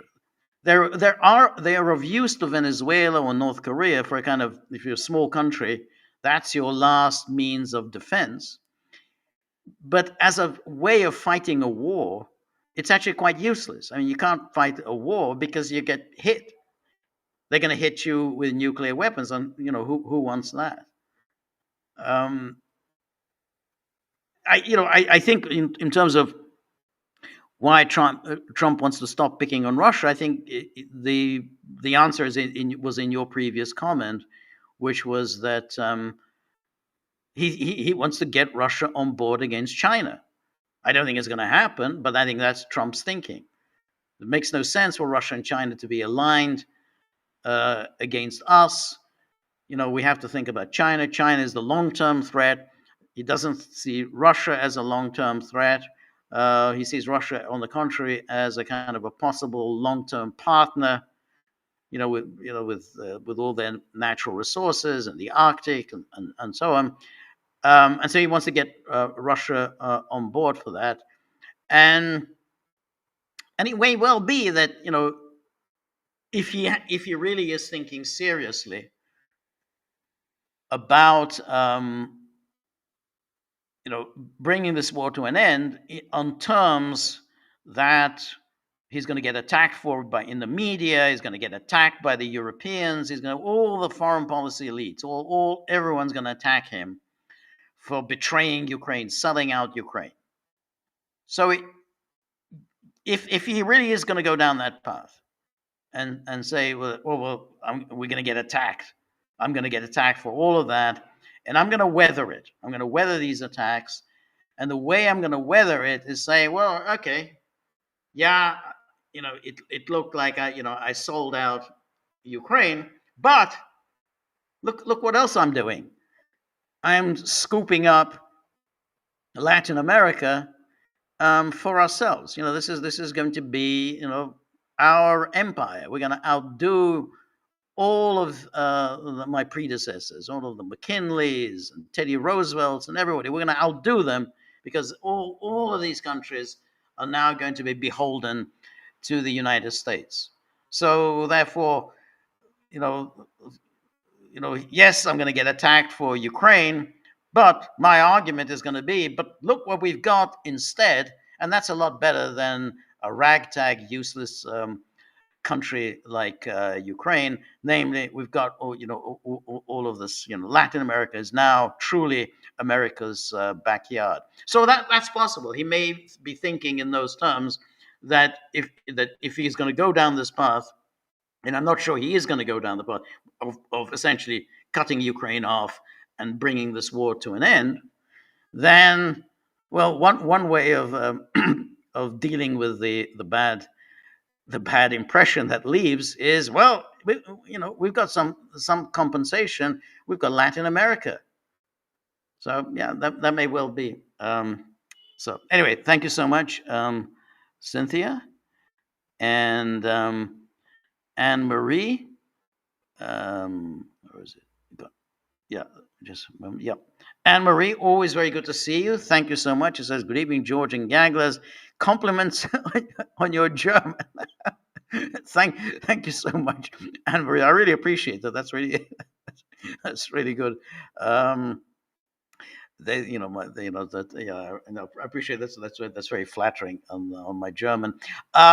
So Anne Marie is, of course, a great musical expert who also has an amazing encyclopedic knowledge of music. But even more impressive is that she's a world class musician and plays in world class orchestras, and has worked with some of the most distinguished and famous conductors and composers of the 20th and 21st century. So it's really an honor to have Anne Marie here among us, and it's even greater honor that Anne Marie often just allows us to benefit from her musical knowledge. She provides always very informed, fascinating commentary on the music that's posted as the Music Club, and so I always look forward so much to reading Anne Marie's comments, because, of course, they come from somebody who is a professional musician. That's somebody who practices and knows exactly what's involved, what makes something difficult and challenging as a musician. Some things that I don't know much about. So I'm always learning so much from Anne Marie. So thank you, Anne Marie. Thank you for your generosity, and thank you for all of your contributions. And Robert says, also about my German, I thought the same thing. And as George read Merz's statement, it brought to mind Goering's interview with Gustav Gilbert, where Goering said it's always an easy matter to manipulate the people into backing a war. Yeah, no, that's right. And that was Goering was absolutely right, because it's always going to be some schmuck who's going to get pushed into fighting a war. There's no idea why, because he's going to be fighting. Like in the case of the Germans, well, they're fighting against the Russians, and he doesn't know, why am I supposed to hate the Russians? What have the Russians done to me? Well, there's no reason. No reason. The Russians haven't done anything to you. But nonetheless, he's been manipulated into thinking that somehow this is an existential matter for Germany. It's like a civilizational matter. We've got to defeat the Russians. So yeah, and it's absolutely, and of course, the people who push for these wars always manage to avoid fighting them themselves. They always, all the Newt Gingriches and Dick Cheneys, and the Trumps, the Bidens, the Dan Quayles, the George W. Bushes. They all managed to avoid serving their country. I mean, they were all around, at the age, they were fit, healthy young men, but they all managed to avoid military service. It's an amazing thing, they did it, and of course Bill Clinton, all of these, they the bombers and the terrorist supporters, the invaders, always banging their fist on the table. Newt Gingrich is still banging his fist on the table. What are you going to do with Putin? You got to do with Putin. Putin understands the language of force. Yet he managed, Newt Gingrich managed to avoid serving his country in Vietnam. Dick Cheney managed to avoid serving his country in Vietnam. Bill Clinton, George W. Bush, all of them. And there is some interesting correlation about the people, the self anointed elite, how they always avoid serving and manage to ensure that their children don't serve. Or, well, even worse, some of them get their children to serve in the Israeli military. Well, that's okay. You can go and serve in the Israeli military. Shoot up some Palestinian children. That's okay. You can serve in the Israeli military, but heaven forbid that you serve in the American military. And that's the way it is. It's really is quite disgusting. I think that anybody at all who advocates for war should immediately be ready and indeed compelled to go and serve. Newt Gingrich, he can absolutely, I know he's not young, and I know maybe he's in his 80s now. He can still do something in Ukraine.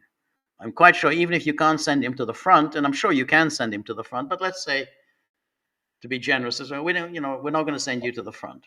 Okay, fine. Then you have to be behind the front and doing some logistics work, signals work. There's something to be done. Idle hands. That's always this. The devil's. It's the whatever it was. The idle hands or the devil's plaything or whatever. Absolutely. Gingrich in Ukraine. Ursula von der Leyen to Ukraine. Nancy Pelosi, she may be 90 years old. She can still go to Ukraine. I mean, I don't think there's anybody at all. That it should be kind of automatic. You want more war in Ukraine? You have to go and serve in some capacity. If you can't go with a gun and be on the front. There's lots of work to be done behind the lines.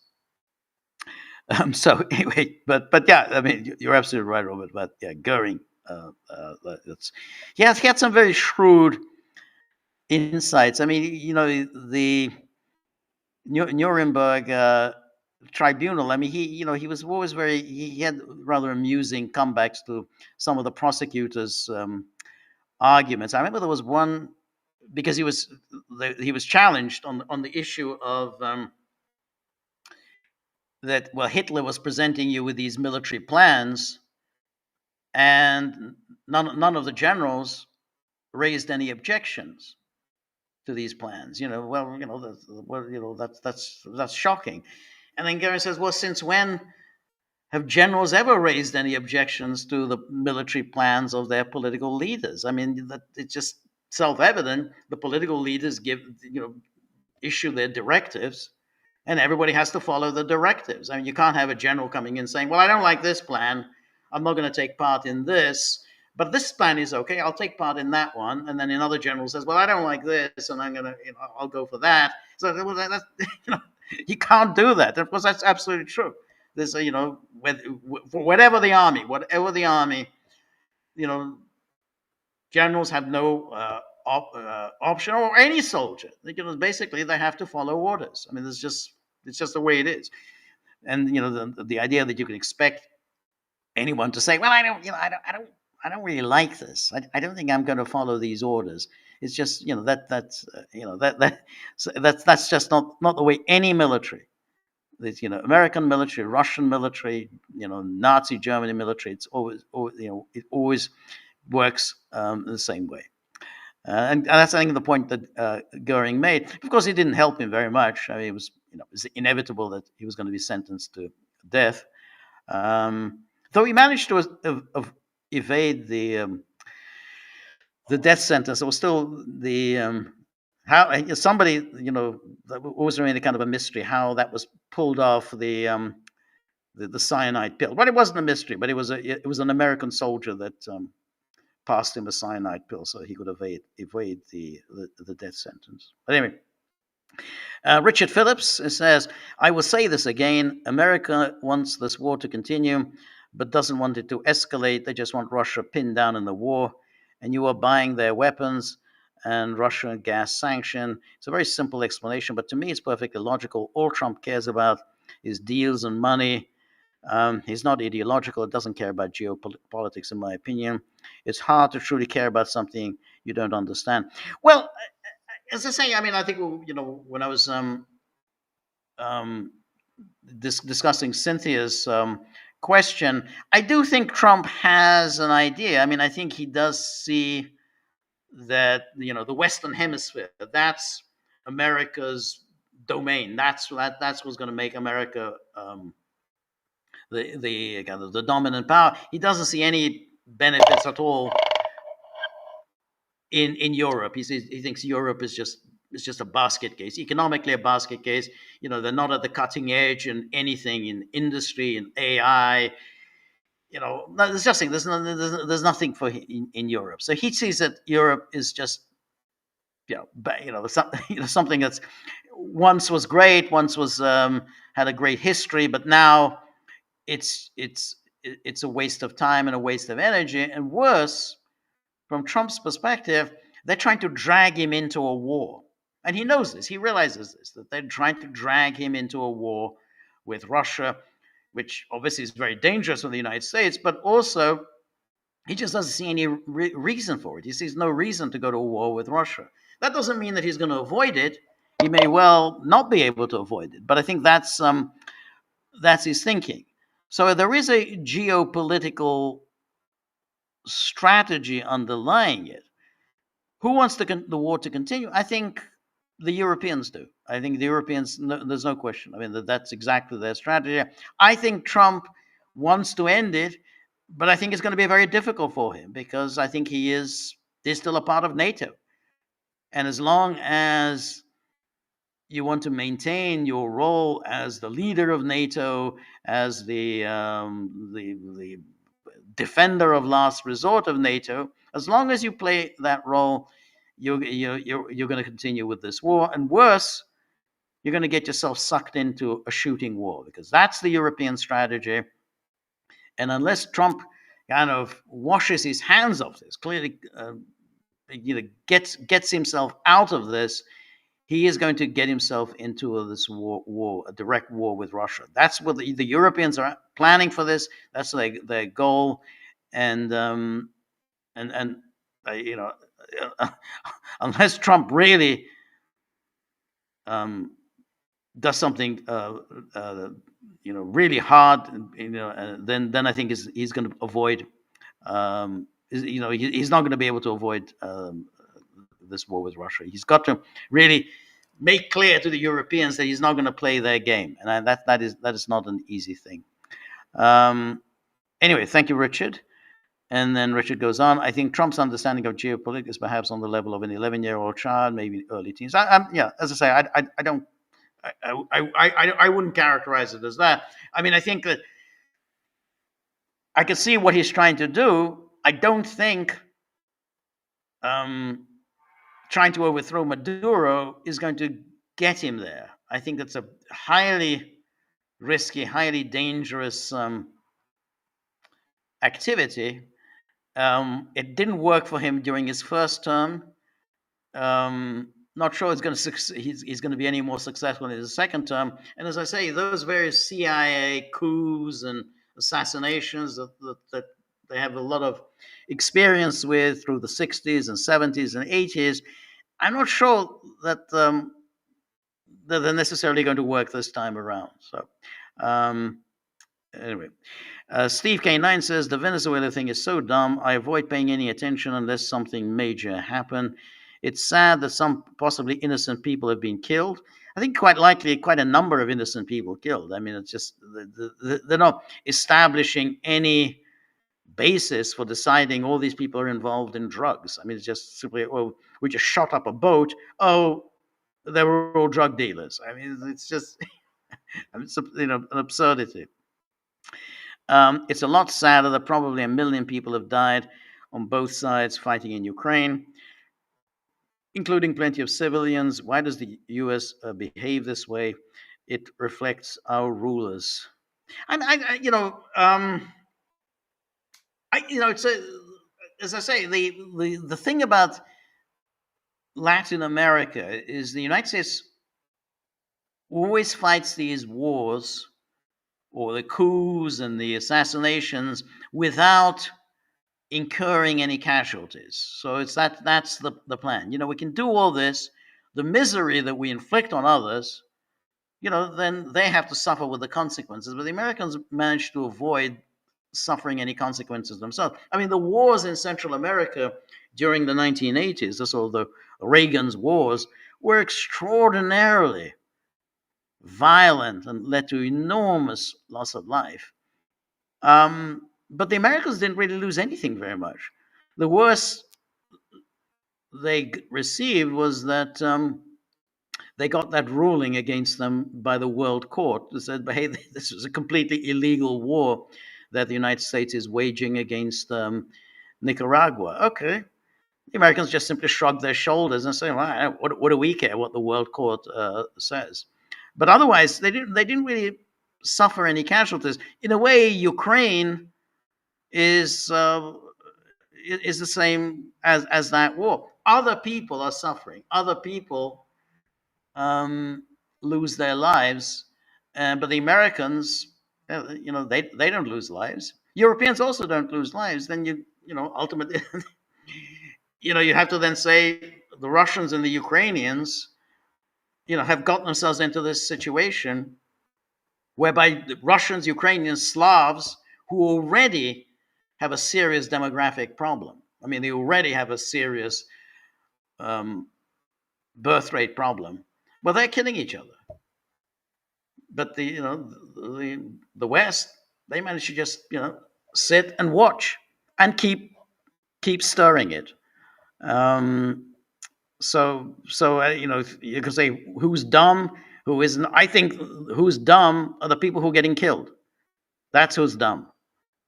The people who are not getting killed, the people who are stirring the pot, the people who are instigating the war, they're not dumb. They're horrible, they're cynical, they're nasty, they're manipulative, but they're not dumb. It's the people getting killed and losing their limbs. Sorry to say, they're the ones who are dumb. Because it's, I mean, it's just it's a war that absolutely should not have happened. Not really a great example because British courts don't really use logic anymore. Not sure what that's in response to. What's that response? British courts. No, the British courts. I agree, though. I'm not sure what it's in response to, but I agree about the British courts. I mean, they're a joke. Steve, I really don't think there's any point in getting emotionally engaged in Trump's blather. Most of the time, it's hot air that goes nowhere. Notice the way suddenly drug dealers, as Richard's saying, the drug dealers are now terrorists, so killing them won't upset mainstream media. Clever, subtle use of words. Yeah, that's right. Well, they're all drug dealers. I mean, so they just say, "Oh, they're drug dealers." Well, yeah. I mean, yeah. It shows he's not stupid. He's cunning. Behind his his kind of vulgar way of expressing himself. There's a lot of cunning there. So making it about drug dealers, that's kind of what reminds me of that. I think it was a Naked Gun 2.5, when right at the beginning, it was George H.W. Bush and there was Frank Drebin, and so Frank Drebin is being rewarded today by the president for, was it the 10,000th drug dealer killed? And then Drebin gets up and says, well, in all honesty, the last two I backed over with my car. Luckily, they turned out to be drug dealers. I backed over a couple of guys with my car. Luckily, they turned out to be drug dealers. So we shot up some people in boats. Luckily, they turned out to be drug dealers. Um, anyway, Anne Marie says, but since the Europeans are now held responsible for the continuation of the war in Ukraine, given that NATO is still led by the US and was already in that position when it wanted to expand into Ukraine, prompting Russia to invade Ukraine, is it not somewhat unfair to now act as a peacemaker, as if the US was not responsible for that war in the first place, and to pretend that NATO has only to do with the EU? And could the EU even make decisions about NATO actions without the consent of the US? No, I think that's a very good point. But that's the United States plays its hand very craftily, because the expansion of NATO, the goal of expanding NATO, the goal of um, incorporating all of the Soviet Union's former allies or satellite states, incorporating all of them into NATO, a major geostrategic um, shift against Russia, something that was obviously going to create great problems in Russia, a great sense of anxiety and insecurity in Russia. That project was conceived by the Americans. The Americans were the ones who were pushing for this. The Europeans kind of reluctantly went along with it. But initially, they were not at all enthusiastic about the expansion of NATO, not enthusiastic about Ukraine. It was the Americans who kept pushing and pushing. And then back in 2008, when George W. Bush wanted to put Ukraine on the path towards NATO, to offer Ukraine that membership action plan, the Europeans were very wary of this. They said, hey, this is very dangerous. And it was Angela Merkel who kind of tried to put obstacles in the way, which she did put some obstacles in the way, but it wasn't sufficient. She didn't do it sufficiently. So instead of a membership action plan, there was just simply an expression of intent on NATO's part that Ukraine will be a member. So it was a weak response from Angela Merkel, but at least Merkel and who was it at the time? Sarkozy in France, they said, well, this isn't a good idea of getting Ukraine into NATO. But now, and then of course we had Biden, and Biden kind of pushed the Europeans towards that, embracing that whole Ukraine in NATO agenda. Then of course the United States turns around and says, well, you know what, we've kind of changed our view. Now, we actually don't think it's such a great idea to have Ukraine in NATO. We actually don't think it makes sense to continue with this war. But then Europeans, they're in a sense stuck with a policy that they had embraced. They shouldn't have embraced it. They should have absolutely resisted the American project of expanding NATO. They should have resisted the American goal of pushing Ukraine into NATO. They didn't. And now, that there's been the shift in Washington, change in administration, and now America's policy priorities have changed.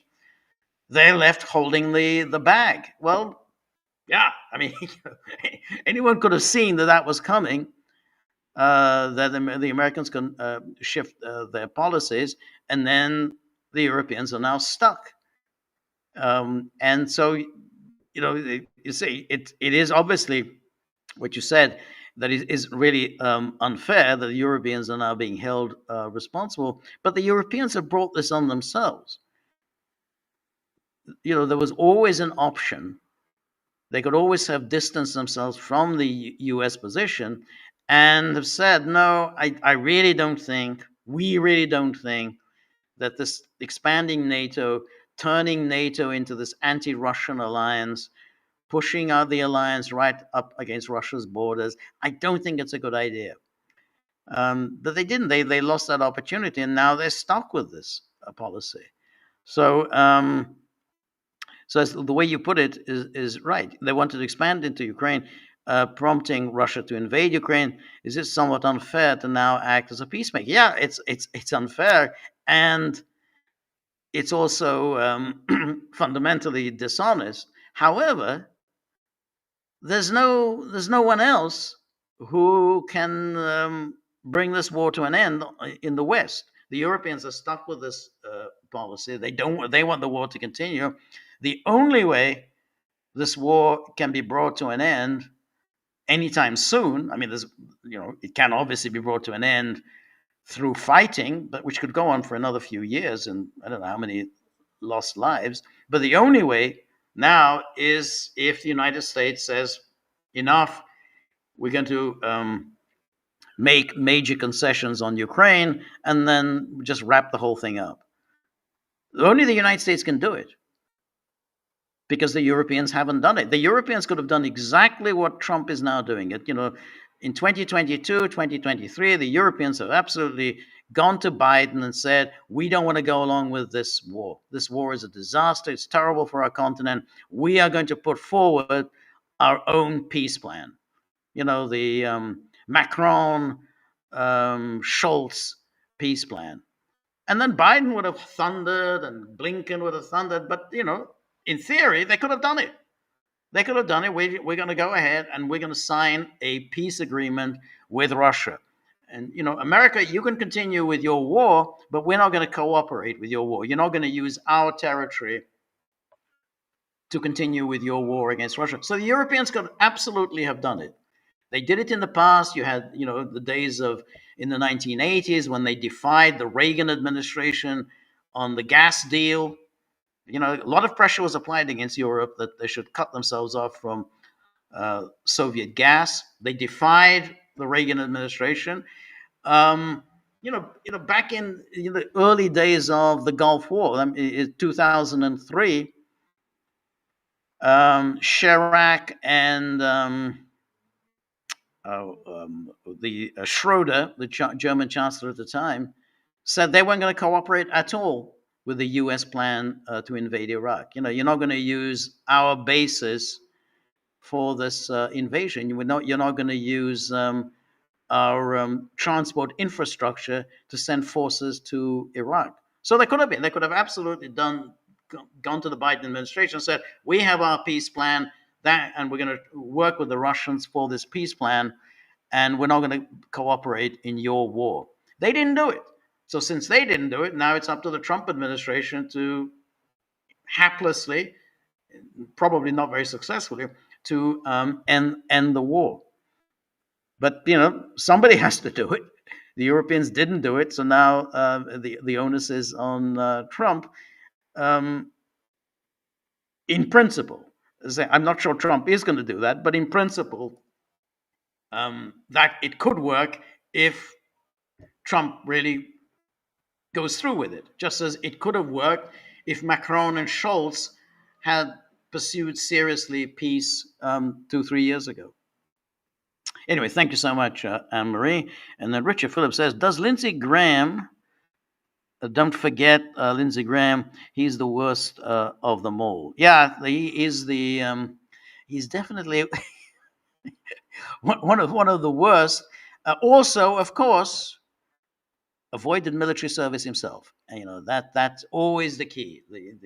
That's right. John McCain did serve in the military, but without any distinction. And he was absolutely, completely hopeless and incompetent.